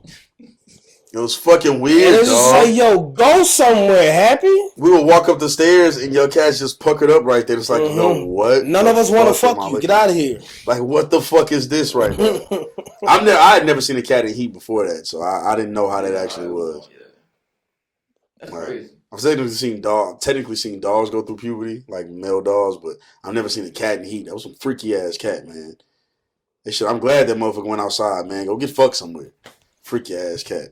Shit. We was scared for her to go outside. We got a lot of male cats that roam the streets. She was looking for him. Mm-hmm. She was fucking looking for him. And they come right back to y'all. And once they realized that there was a female cat in the house, they kept roaming right around the crib. Mm-hmm. And I know y'all got a bitch in there. Where that bitch? Gonna let her outside. We ain't gonna jump. Let her come out and play. We ain't gonna bite. Let her come out and play. Where your mom's at? That's crazy. That's fucking crazy. So you want to introduce the next one, man? Yeah, man, we're gonna go into it, man. So just in the past week and a half, man, I've been around some older men. You know what I mean? People that I know, you know what I'm saying? People that I don't know, just kind of know in passing. You got a low battery right now too. Real talk. Yeah, I just peeped that. I hate for it to cut off on us. You know what I'm saying? Little technical difficulties. Recording. Should have got this fan going. Nigga started sweating this bitch. Fake hot bitch. Nah, so but just being around a lot of older men, man, one thing about a certain generation, man, is they're extremely stubborn. Stubborn as a mule, man. Stubborn to the point where they will die because of their stubbornness, because of their lack of ability of wanting to go get checked up, of wanting to have to go to the doctor's office. Black people, black older men especially, paranoia with the doctor's office. And granted, in the medical arena, black men and women have gotten the short end of the stick routinely. So I get that it's like an understandable paranoia, but man, bro, the stubbornness, man, is gonna get y'all killed, man. It's gonna fucking get y'all killed. And they so stubborn, man, they don't give a fuck. They don't give a fuck. They don't give a fuck. They done lived so much of a life. They say that shit you said. They're gonna die on their own terms. Yep. And it's just like, man, if you can extend your life with and actually live a good life, you should. Now, if your life is kind of shitty and you ready to, okay. I'm about to say, because at that point, who am I extending my life for? You selfish motherfucker? I done lived 70-something years. I'm tired. But my thing is, if you could do different actions to live healthier, I think you should. I understand going out on your shield and all that, but it's like, if you can live healthier, why not just live a little healthier? Because then, like, your life is gonna be ass. What if that's just not the way that they want to live? But what's the purpose of that? If you got family and shit behind that, if you just dolo, bro, live your fucking life. I mean, if I got family and I'm 77, I'm looking at these motherfuckers like, what more do y'all want from me? To be there, nigga. Is that not selfish from y'all? No, because they can't stop you. Some of them can. Some of them can't. But they want you to stop. You know what I'm saying? So you might feel like you're living a good, good last years doing what you want to do. It's the definition of selfish to say, well, this is what I want to do, so fuck anything that anybody else wants. That's the definition of selfish. But I don't live alone. Now, if you're in your 40s and you're dealing with health complications because of your lifestyle, are the men that that's a different conversation. Talking about. Yeah, that's a different conversation. So if you're in your 40s, if you're in your 40s and 50s and you're dealing with health problems, okay, cool. Hey, tighten up. You can still pull another 25, 30 out of this. Your 40s and 50s, and those are the guys I'm really talking about. You can pull another 25, 30 out of this. So I get your 30 example of late 70s. I still think you should try to live. Late 70s though, it's just like, I think you should still try to live, but I understand why that's more of a like, all right, I'm done. Yeah, it's like, come on, man. I get that. I'm done. I'm tired. Most of my friends have probably died already. Like, I love y'all, but y'all ain't the niggas I used to turn up with. But okay, but I think for sure, if you talking about if you in your late 30s, your 40s, man, some of them niggas are just super stubborn. Hey man, go get that prostate exam. It's time. Don't wait till your asshole fall out your butt cheeks. Just go get that. That prostate exam, bro. When I'm of age and I gotta start doing it, I'm gonna do it, bro. Like, it is what it is. You got no fucking choice. Just do what you do what you tell women to do. Relax your muscles. It'll be all right. Quite honestly, some of you niggas grew up on Pimp C. Pimp C was talking about getting flipped over in his ass in the early 90s. You niggas ain't that foreign to this concept. You niggas just, for some reason, on this weird stubbornness about it. But y'all niggas can't act. That's why this nigga done bought out Christmas lights. I thought so too. Say, what? We about to get Jingle Belly in this motherfucker. That's Jingle Belly, nigga. So, like, it's funny because that generation will swear up and down, those late 30 to 50-year-olds will swear up and down they wouldn't be on social media. they this and they that and they all this other shit. Y'all niggas dressed the most flamboyant at a certain point. You niggas got lyrics about getting your butt played with all over the place. You niggas is the ghosts of the past. You niggas are the ghosts of the past. Because it's unfortunate because y'all ain't even that real OG status. So y'all don't even get the same respect that we give them OGs for real. If you're in your 40s and 50s, I feel like that's different. Well, then we ain't talking about them. So we ain't talking about the ones that got real OG status. You talking about like late 30s niggas? We're talking about some regular. Oh, well, late 30s niggas didn't dress as flamboyant as I'm saying. But them niggas, y'all definitely was around for them weird ass, sus ass lyrics. And I love some of the rappers we talking about. Y'all try to tell, and listen, as a nigga who thinks the golden age might have been the 90s, them niggas had some weird ass lyrics, man. And they meant what they said because they were fucking weird. And them niggas were young saying that weird ass shit because they're fucking weird. Those are weird lyrics. Savon, you had any input on what we was talking about? Can y'all fill me in? Men and their stubbornness, especially if they're older. The lack of wanting to go get checkups, lack of care for others in terms of their selfishness. In regards to maybe moving on with their life, specifically black men, and how there's a paranoia with going to the hospital or going to the doctor and doing what you need to do to keep yourself healthy. I'm about to say, I had somebody in my family that was older, that was stubborn. Mm-hmm. I'm about to say, they, again, like how y'all was saying, I kind of heard a little bit. Mm-hmm. Y'all was talking about, like, how, like, they don't want to go to the hospital and stuff like that. They want to go out on their own sword and shield. Mm-hmm. Like, some people is just like me, like a real man supposed to. It's just, like, at that point, like, you letting your pride, take over and you taking away from other people. Mm-hmm. Like, again, like, they're not going to be around. Like, they want you around, but you are like, if it happens, it happens. In my late 70s, though? Late 70s, I'm almost 80. You talking about that old? Yeah, that's my mindset. That's what he jumped to. That's not what I was talking about when I presented the question. Because I did change up when he said late 30s, 40s. I said, no, them niggas need to, if you could get 25, 30 more years out this, go get that shit. Yeah. But if I'm 77, 78, 79, and y'all want me to stop drinking it, no. I've lasted this long. Fuck it. I'm riding this bitch out. Fuck out of here. Where's the whiskey? And I understand that point. But again, like, you gotta want to think back and look. Like, you want to see all the generations that came from you. No, I don't. You don't? He doesn't. Nope. He doesn't. Why not? I would. No, I don't. He's a bitch. I would like to see my daughter's kids, but I don't really care to see her kids. Like, my great grandchildren, like, if I meet them, cool. I probably will meet them. But it's just like, I barely know y'all niggas. If we're gonna get realistic about it, I barely know y'all. I was close to my great grandmother, and on my dad's side, I was close to my great great grandmother. So for me, I do want to meet my great grandchildren. But I get what you're saying. About it. I'm not. If you're not close, like if you didn't grow up close with them, or even if you did, I can understand you still just being like, I ain't worried about it. Yeah. But for me, I definitely care about it because I have relationships with my great grandparents. Well, I have a relationship with a great grandparent on my mom's side and a great on my father's side. And so all I'm saying is, for my great grandchildren, I'm not gonna put the bottle down for my great grandchildren. Damn, nigga, that's Jesus Christ. I'm not. If I didn't put it down for my daughter or my grandchildren, what makes you think at 77, 78 years old, I'm about to ride this out? I don't live this life. I just hope it's that mentality. Are y'all good? Have I set y'all up for success in the future? Cool. Okay, cool. Let me enjoy the rest of my life on this. Whenever you go, if you go out that way, you get to go out as triumphant as you feel. Because if you don't, and it ends up in the way it ends up for a lot of men, it's not gonna be a good time. It ends up shitty. Your liver's fucked up. No matter how drunk you get, you can't really drink anymore. My last breath, I'm gonna say, pass me another shot.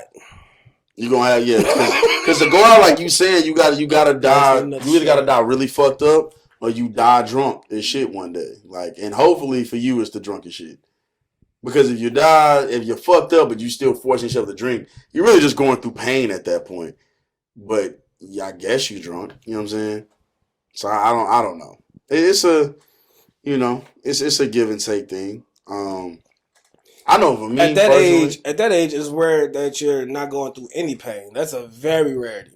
You're gonna go through some kind of pain at that age, regardless. Yeah, that's not a good excuse. Yeah, I'm about to say, that's just the way the body is. Yeah, that's not a good excuse. I hear what you say, but that's not. It's just the way the body is, though. You know what I'm saying? I mean, you gonna do some pain. I might as well make it worse. My knees and back might hurt more than my liver. And I'm gonna be through pain anyway. I might as well make my pain worse. My hip might hurt worse than my liver. All my kidneys hurt. That's how people live too. Like how they get that addiction to pain medicine when they get older. Mm-hmm. Like, I mean, if I keep taking it, I ain't gonna feel no pain. Mm-hmm. Eventually, you get numb to it and stuff like that, and then you still start feeling that pain, and then you taking too much in to where like now it's just an issue. Like I'm a big fan of genetics. It's just funny he say that because it's like, I mean, I'm a big fan of other genetics, things man. can hurt. But My family has a long reputation of motherfuckers living a very long time, not changing their lifestyles. I come from a family that's built like that. And we'll see, that happens too. Some people smoke some of the people. I got people a in my woman family who stayed alive like her 120s. that'll drink all of us under a table. Yeah. I got an uncle that's 77 that'll drink all of us under a table. A woman who stayed alive to her 120s, she smoked a cigarette every day or a couple cigarettes a day. Some people can do that. I don't think that woman was black, but some people can do that. It just depends on who you might be. Nah, my father's side of them, they've some of them have passed away from like lung complications. But those was like random sicknesses. You know what I'm saying? Like none of them was like directly from smoking cigarettes or anything like that. I only worry because in my family, there's been, and it's something I think every black family should, every black person, especially around our age, as you're getting up there in your mid to late 20s, start looking at your family history and like what they went from. It could just be random shit occurrences, but in my family, cancer ran rampant. Now, cancer doesn't run. The thing about that cancer though is everybody who got it all smoked cigarettes, but it wasn't like it wasn't usually up here. It was like somewhere in the body, like some with breast cancer, some other stuff. So I don't know exactly how it all forms, but everybody who's ever gotten it all smoked cigarettes.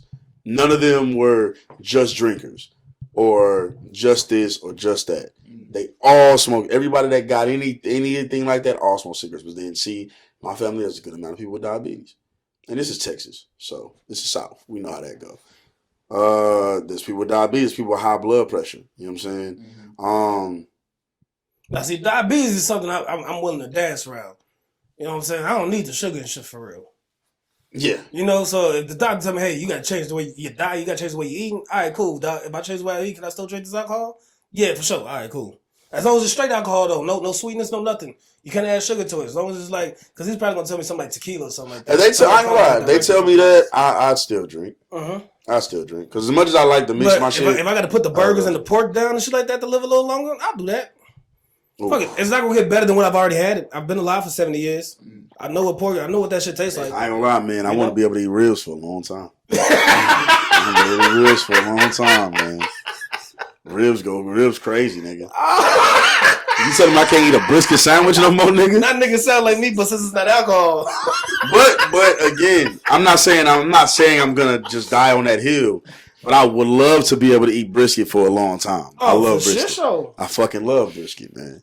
It's hard to be like, no, I'm actually okay on brisket. No, I'm not. I'm probably about to put pork down anyway. I've had bouts with doing that, like putting it down. I'm probably about to put pork down anyway. I really don't eat a lot of pork. Turkey bacon is delicious. Let's stop. It's doable. Can we stop? It's doable. It's doable. There you go. There you go. I just It's not better than as a nigga who had a mother that was really on her turkey bacon and wheat bread shit for some years. It's doable. That shit ain't as good. Yeah, people like, no, it tastes the exact same. Look, but when you're on it, when you're on that kind of diet, the turkey bacon does become like the specialty because it is one of the better tasting shit that is healthy for you. Yeah. Because white bread is still way better than wheat bread, but easily. I'm accustomed to wheat bread now, so it's fine. Like especially honey wheat, I'm accustomed to it.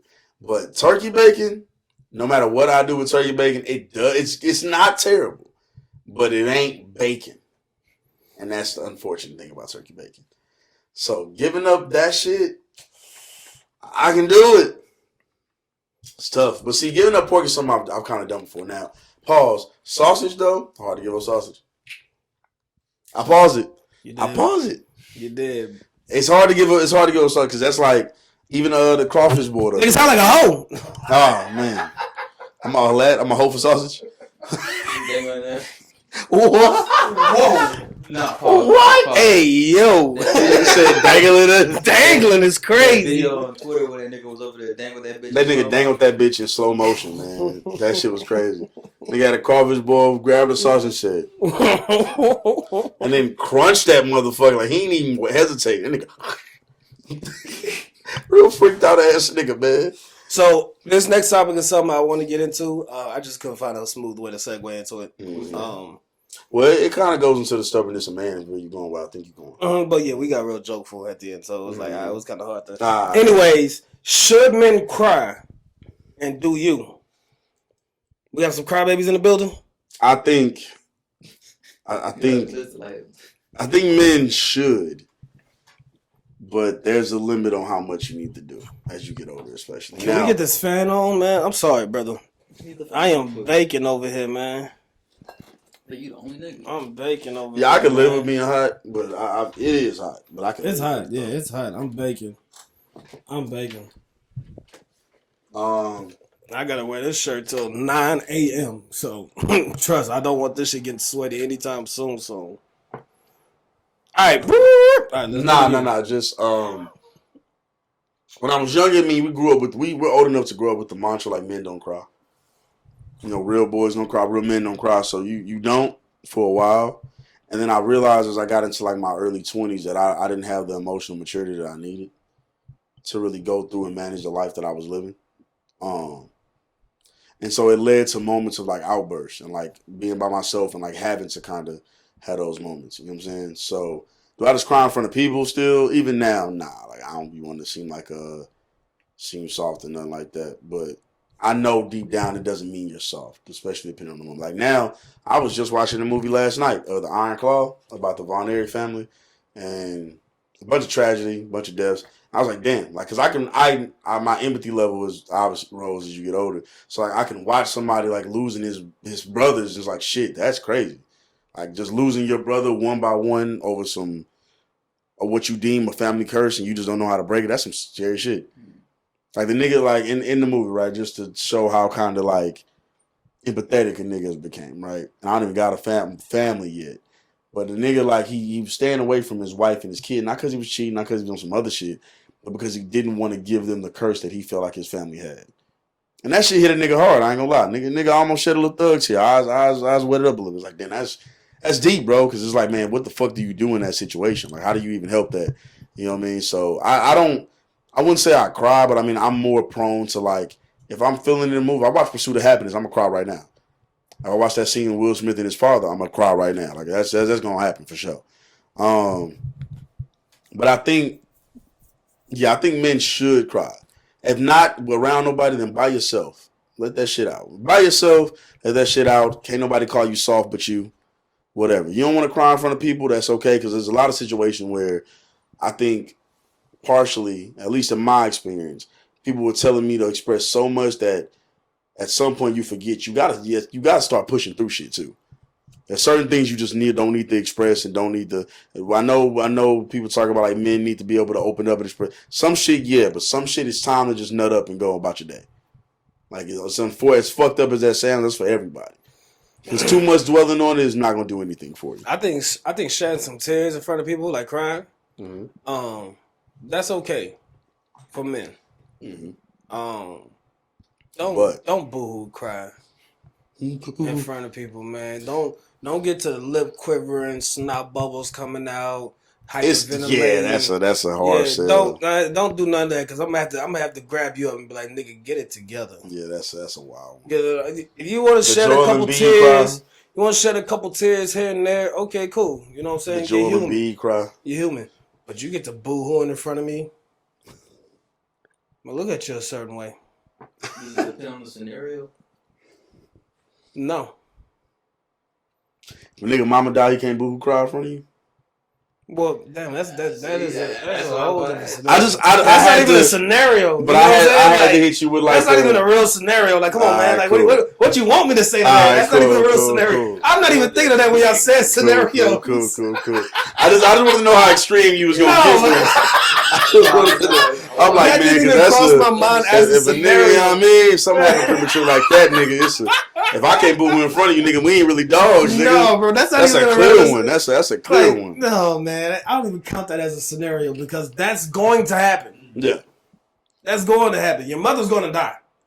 And it should happen before you do. You find out your girl cheating on you. Don't boo-hoo in front of me. Don't boo-hoo. It's not a boo-hoo moment. No, sir. You find out like you've been married to this woman, y'all got a family. Don't boo-hoo in front of me. You boo-hoo by yourself and then call me. Oh, man. You boo-hoo by yourself. Once you get your boo-hoo out and you're ready to talk, call me. I'll come over. We'll have some drinks. We'll talk about it. If you want to let off a few tears, for sure, my nigga, go ahead. I know it hurts. Did you get the boo-hoo and blowing snot bubbles? I'm going to hit you and be like, hey, call me later. I'll be back later. So why is that not acceptable, though? Just asking. I'm not even really judging. I'm just asking. Because that's somebody you decide to fuck with. Yeah, you never know. But at the end of the day, that's somebody that you decided to fuck with. You never know if somebody's gonna cheat on you, though. Okay, and that's fine, but that's a decision that you have to live with. Yeah, that's don't bring me that's such into a blanket way to look at that, though. But don't bring me into the boo-hoo. Don't do that because you don't know the woman you fell in love with is going. Of course not. Of course not. But you. I don't even really want to just say cheating because that's blanket and people take that different. But like fucking like a family member or your best friend or one of your other friends or some shit like that. Like something that's like really like cutthroat, not just okay she fucked another person. And, like that's cutthroat, but it's still a different thing. We could be best friends with another nigga named Tommy, and she could have fucked Tommy. Don't you boo-hoo in front of me.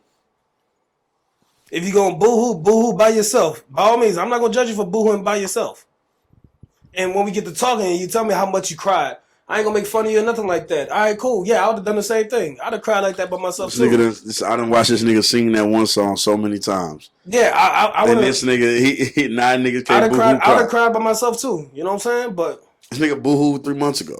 I did not. I did not. I say for me, I feel like men should go ahead and cry. Again, I agree with Goose. Like, so no boo-hoo crying for you. I mean, I see who not to. That boo is just crazy to me. Nah, boo crying is nuts. Boo is crazy. Like, it's okay to cry and stuff like that. Like, that will make me want to go ahead and try to, like, either, like, comfort you or be like, okay, cool. Like, I feel you. I understand you. What if a nigga boo crying at his wedding? That's different. That's a whole different situation. That's a different kind of crying, though. Okay. Like, I'm just trying to pick y'all brain. That's not crying out of sadness. Yeah. You know what I'm saying? So you're talking about only sad. Okay. Like that's not crying out of pain. If you're boohooing crying over happiness, okay. I can't tell you how happy to be over a situation in front of people. Okay. You know what I'm saying? You're happy as fuck. You boo crying. Matter of fact, I might shed some tears with you now. Don't embarrass yourself in front of people. Yeah, you know what I'm saying. But don't look perfect. Don't let us get to this motherfucking wedding and we're standing behind you as groomsmen, and the bitch walked off.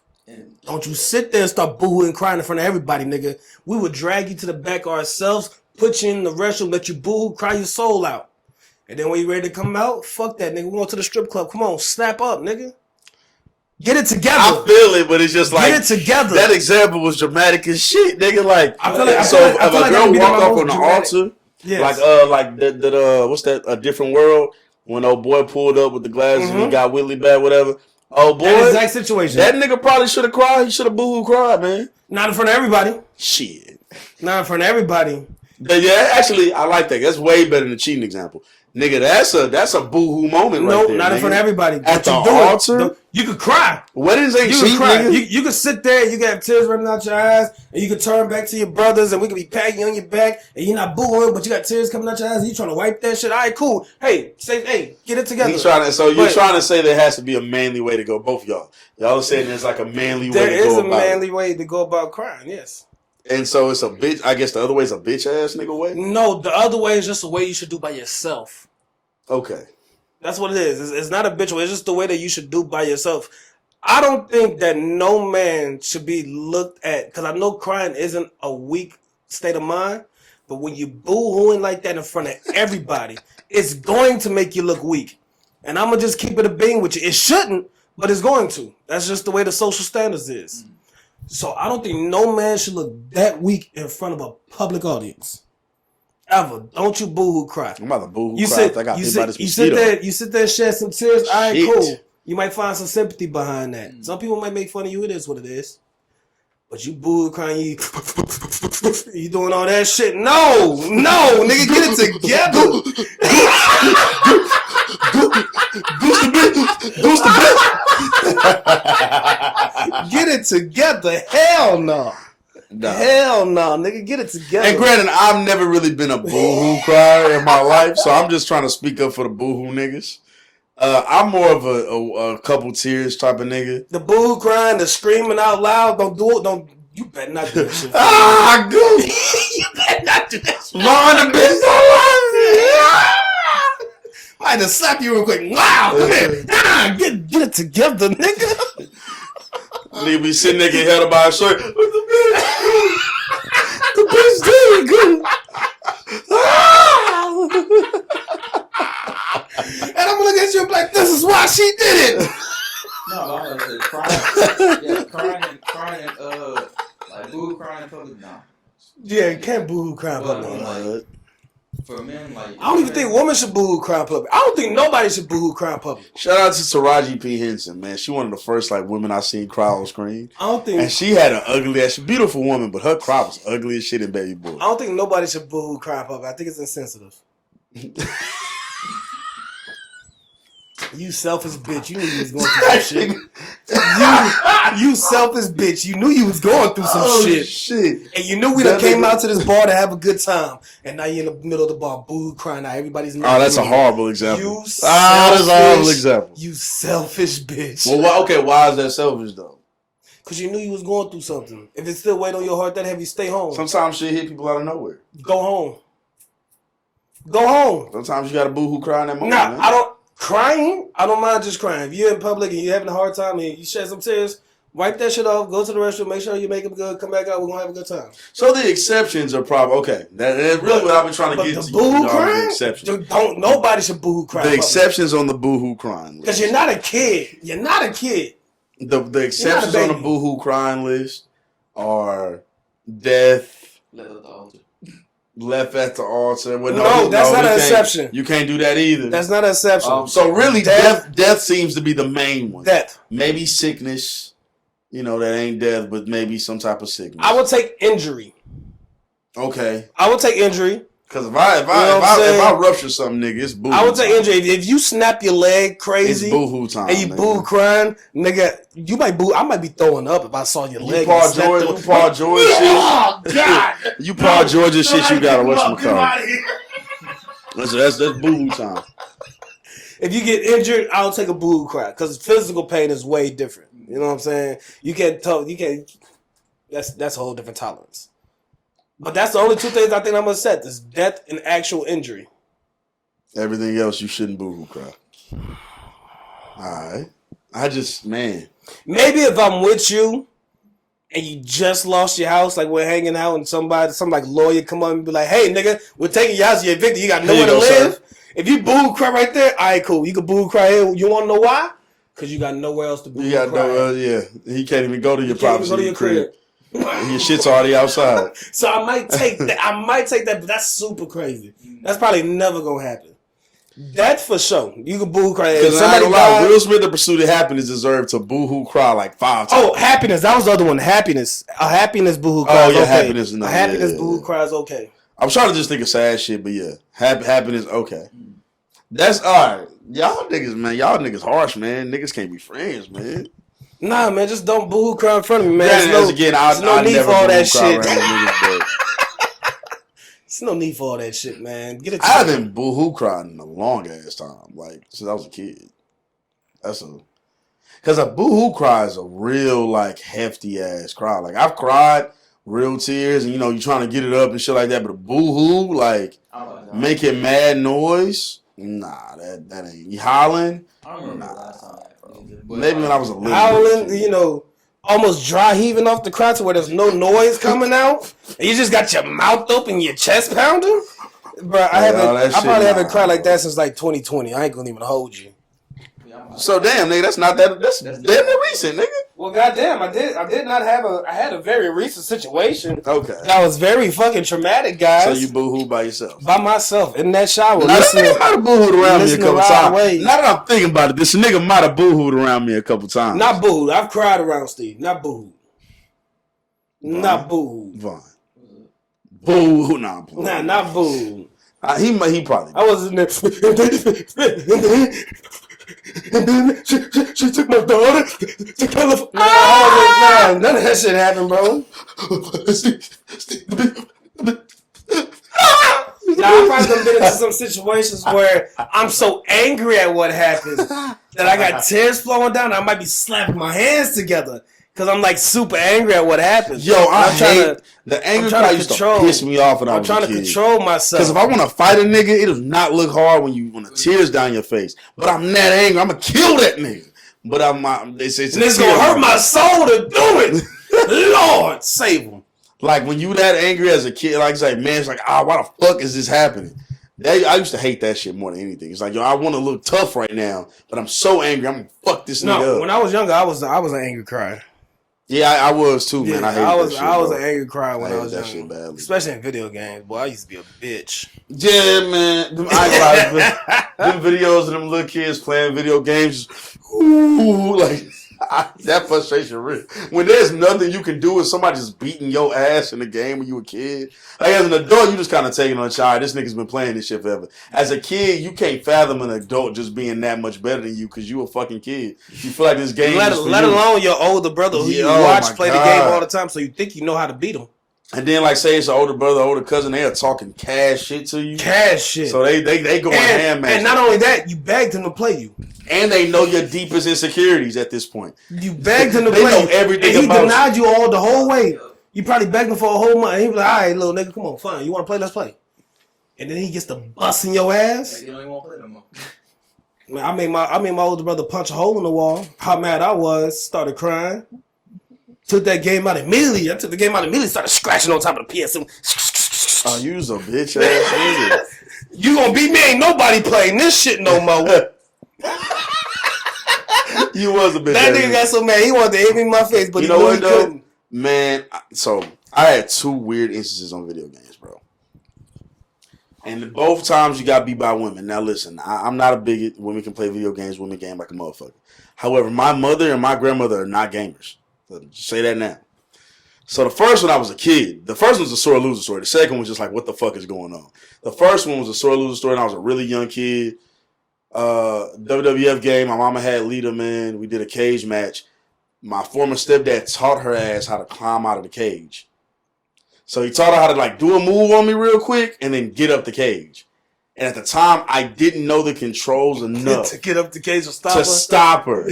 So I could climb the cage, but once she's already there, it's an old video game. If they're on there first, they're winning. I didn't know enough of how to stop her from getting up there. And she beat the shit out of me, bro. And I was just like, I yanked the PS2 out the fucking walls. Like, yo, I'm not a kid anymore. And I was storming my room. Dumb shit. Fuck this PS2. Meet me outside, like bitch. You know what I'm saying? Well, fuck you, mom. Like, you know what I mean? It was just dumb shit. But like, yo, my coworkers gonna hate this shit. They said, yo, you got a really filthy podcast. We can't even play it in the store. This podcast. I said, fuck no, you can't. Hey, you got a boohoo cry by yourself. You want to listen to this pod and your AirPods and your earphones and headsets. It's not a pod unless you at a really filthy place. Do not play this pod all out. They was like, all y'all do is drink and cuss. I was like, yo, truth be told, fuck yeah, that'd be a pretty cool podcast name. Drink and cuss, the Drinking and Cussing Podcast. Shit, we are the Drinking and Cussing Podcast. How y'all doing? Hey, we copyright now. I bet not see a nigga pop up with a Drinking and Cussing Podcast. You bitch ass nigga. I swear to God, I bet not. You cussing motherfuckers. Real quick, man. Last thing. We're gonna get on that the last topic. I want that to start the next episode. I feel like that'd be a good starter. Okay. Last thing, you mentioned something about sore losing. This is just something I wanted to say.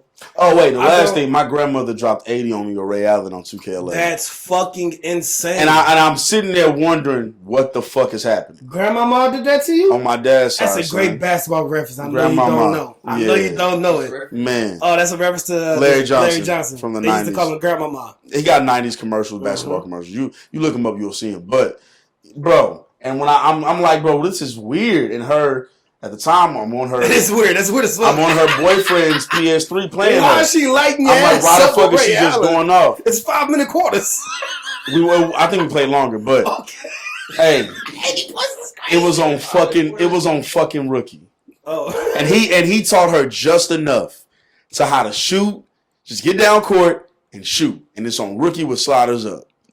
So at the end of the game, I finally look. I'm like, because at first I'm just like, yo, she is busting my ass. There's no way Grandma got 80 points of Ray fucking Allen.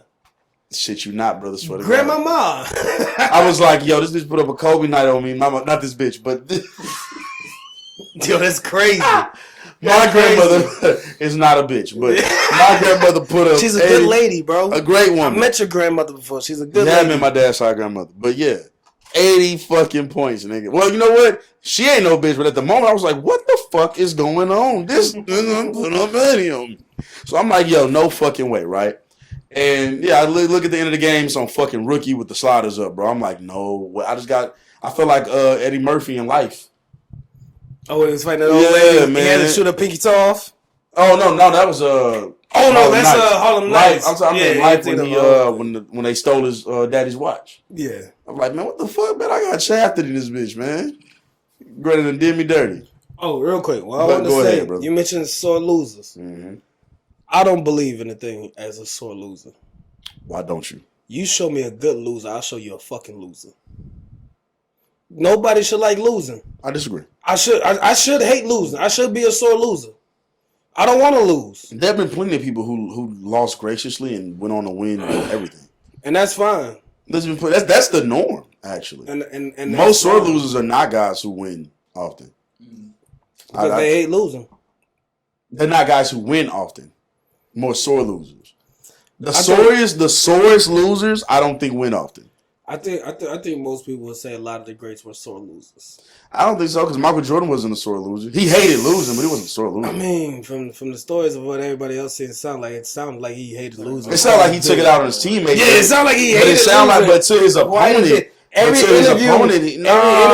press conference, every post-conference interview that LeBron has done when he's lost, it sounds like he's being a sore loser. LeBron's not the same winner Michael Jordan is. Of course not. That's another thing. Of course not. But that's what I'm saying. But when I say Michael Jordan, right, every time he lost, I mean, that's why he didn't like what the Pistons did when they did it to him. They didn't shake his hand. He shook everybody's hands. He did what he's supposed to do when he lost. Kobe even. He didn't always shake people's hands, but usually he gave credit. They were a better team. And then he went on to win. Even LeBron. Like, I don't want to shit on LeBron. LeBron is one of the greatest winners ever. LeBron usually, he gives a lot of shit to the media and their dumbass questions. But usually he'll give the team credit. I've never really seen him not get a team credit, so I'm going to give him that for sure. So LeBron is the type of person who went on to win. Jordan went on to win. Kobe went on to win.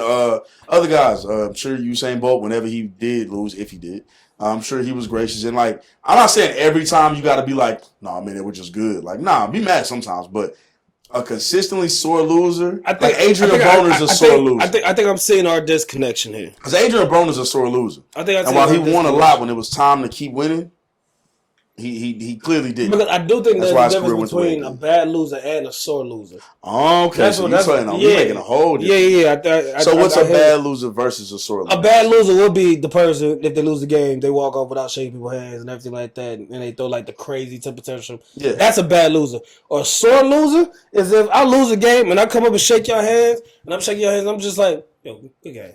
Good game. All right, yeah, good game. All right, good game. And then I get to the press conference and I'm a little upset. And you gonna call me a sore loser for that? It's just like, no, I don't like think that's this what people call people shit. sore losers for, though. I think the term sore loser comes from the guys, like you said, that ain't shaking hands, or the Adrian Broners who, I beat that boy. In certain situations, I probably won't shake hands. That's what I'm saying. Like, I don't think it's like, especially if I'm dealing with a rival, I'm not shaking your fucking hand. That's what I'm saying. I don't like LeBron didn't shake the Nuggets. I'm not mad at that. Fuck out of here. Fuck y'all. But he respects him, though, and I heard him in interviews saying that he respects him. So, I mean, to me, a sore loser isn't again, a sore loser is a bad loser. I ain't dapped nobody up from Westfield when they beat us twice that season. I wouldn't either. Yeah, fuck them. I didn't dap them up in basketball or Decatur. Fuck them. But some of the teams we did lose to, I did. I did, yeah. Some of them. It was a good game. I wasn't expecting y'all to beat us. That was good. Y'all played your asses off, man. Y'all played your asses off.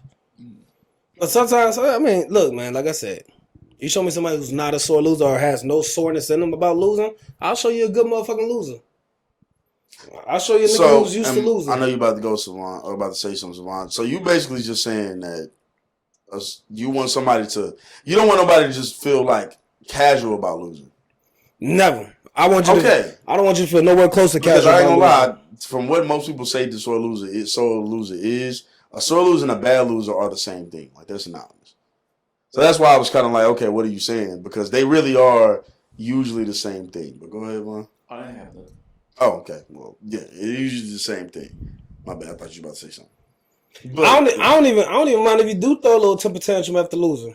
Yeah, be depends mad. on what you do during the temper tantrum. Yeah, be mad. You hit a wall or a chair, cool. You start throwing chairs at your opponents, it looks crazy. You punch somebody. That's different. You throwing chairs at your opponents for losing. To me, that's not a sore loser. After the fight, you walk up to your opponent and you punch him. To me, that's a bad person. Like, that's not a sore loser. Because after the fight, you walk up. That's happened. You walk up to the person after the fight. You tell him it's bullshit. You punch him. Yeah, that's not a sore loser. Okay. Right. To me, that's not a sore loser. Right. But that is what. Because I ain't gonna lie, I think you're changing the definition of sore loser. Maybe in my mind. Yeah, but I say I think that's because when I grew up hearing sore loser, it was always people who not just couldn't take a loss or didn't want to lose. It was like that's how I grew up. It was sore loser was somebody who just couldn't accept the loss. Somebody like what you did when you scratched up the PS2 with your brother. You were a sore loser. I was a sore loser then, and it was you were a bad loser. I mean, I didn't affect him. No, it was just the game. But that's a bad loser. That's a sore loser. You affect. I also cried a lot too. I figured that was being sore loser. That is considered sore loser. But see, crying, I can live with crying. Crying, I think it just makes you. It's competitive. You crying, being mad. You know what I'm saying? Not accepting the fact that I lost. Like, no, man, fuck that. The game was cheating, man. This fucking game, man. About doing all that, I consider that being a sore loser. The game is cheating. When I didn't scratch the game, I was being a bad loser. And as a nigga who will definitely tell you 2K will cheat, I'm gonna say 2K cheated. And you can call me a sore loser. I don't give a fuck. 2K be cheating sometimes. But I understand that, like, you know, it is what it is. And after a while, you got to give you props. But, yeah, that is a sore loser, too. When you don't accept it. You know who ain't sore losers tonight? The Milwaukee Bucks. 115-92. So, what is it, 2-2? Or 3? It's 3-2. 3-2. Oh, them niggas in trouble. I smell trouble. I smell trouble. How you lose? I hope, though. How you lose by that kind of gap against? You know what? No, Bobby Portis did not play in that last game. He didn't. Yeah. He didn't. They got lucky. I think the Bucks could push it. I think we lose the series, especially if Dame or Giannis don't come back. But I think the Bucks could steal the next game too. And then I think the Pacers embarrassingly blow us out in Game 7. I think they embarrassingly blow. I think they might win by like more than like 21 in Game 7. He like sprained his Achilles or something like that. Yeah, his calf, but it could be the Achilles or some shit like that. Yeah, hey, look, we're gonna have a lot more things for y'all. You know what I'm saying in the future. We're gonna be introducing some trivia games and shit like that. Showing more of our creative side besides just shooting the shit kind of stuff. More skits are gonna be coming soon. More playing videos. More active videos, something that y'all could probably interact with a little bit more, so y'all can feel more involved with the content we're doing. We'll have a lot of shit coming, so you better hit that subscribe button. Hit the like button, you know what I'm saying? Turn on notifications so you know exactly when the fuck we dropping. This has been the Truly About Nothing podcast. Truly About Nothing podcast, man. We got some topics that we didn't get to hit on today, but we will get to hit on them next week. Next week when we got Big Z in the building. If we're able to pull off a later week podcast, we'll hit on it then. I do want to start transferring to doing 2 podcasts a week. We will start doing 2 days a week at once we start getting into the groove of things a little bit more, that's when we'll transfer over to doing those kind of things. If you're rocking with us now, thank you for rocking with us. Continue to rock with us because we're not stopping. We're going to keep going. We got a lot more coming. We'll start doing more consistent days. We'll start doing more things like he mentioned with the trivia. Just things a little bit more than just this. We might even change the location on y'all. You never know. You know what I'm saying? Might catch us outside or something. So, you know what I mean? Just keep rocking with us if you've been rocking with us. If you have any critiques, if you have any questions, if you have any topics you want to throw at us. Keep them to yourself. Fuck you. We don't need them. Talk to us. Talk to us in those comments. So let us know what you fucking with, what you're not fucking with. If you want to hear this, you want to hear that, you want to hear us touch on the topic. If you think we're going to sound stupid, but you still want to hear us say it, ask us. It don't matter what the topic is. It can be anything. You know what I'm saying? If y'all want us to be more jokeful, Let us know that if y'all want us to take more serious routes. Let us know that because we're just kind of doing what we feel like doing right now. Y'all are starting from the beginning with us. Right. Y'all are on this journey with us. Y'all are a part of this Truly About Nothing group. Y'all matter in this. Now, depending on what y'all say, it's still fuck you. But, you know what I mean? At the same time, we love you. You know what I mean? Word. But again, to piggyback off of what Goose and Steve said, if y'all are watching, because this is an audio and visual podcast, go ahead and subscribe on iTunes. Apple Podcasts. Go ahead and subscribe on Spotify. Go ahead and subscribe, like, so that way we can be seen by some more people. Because I know y'all want to see us. And turn on that bell notification. You feel me? Definitely like the video, motherfuckers. Yeah, and y'all like us, man. Definitely like the video. Come on now. About to say, yeah, man. This is Truly About Another Podcast, man. Y'all. What episode was this, man? We gotta start naming. We gotta start episode 8. We gotta start saying the episode number at the beginning. Yeah, it's episode 8, man. It's episode 8. Episode 8. It should be like. Make sure we say it. We need to make sure we say it. It should be like episode 12, but we'll stick with 8 right now. Nah, man, it's 8, man. The other ones are in the vault. They're in the vault for a reason. It's episode 8. They're gonna be put behind the paywall. You feel me? You did. You know what I'm saying? Hit a reel. It's been good. Peace.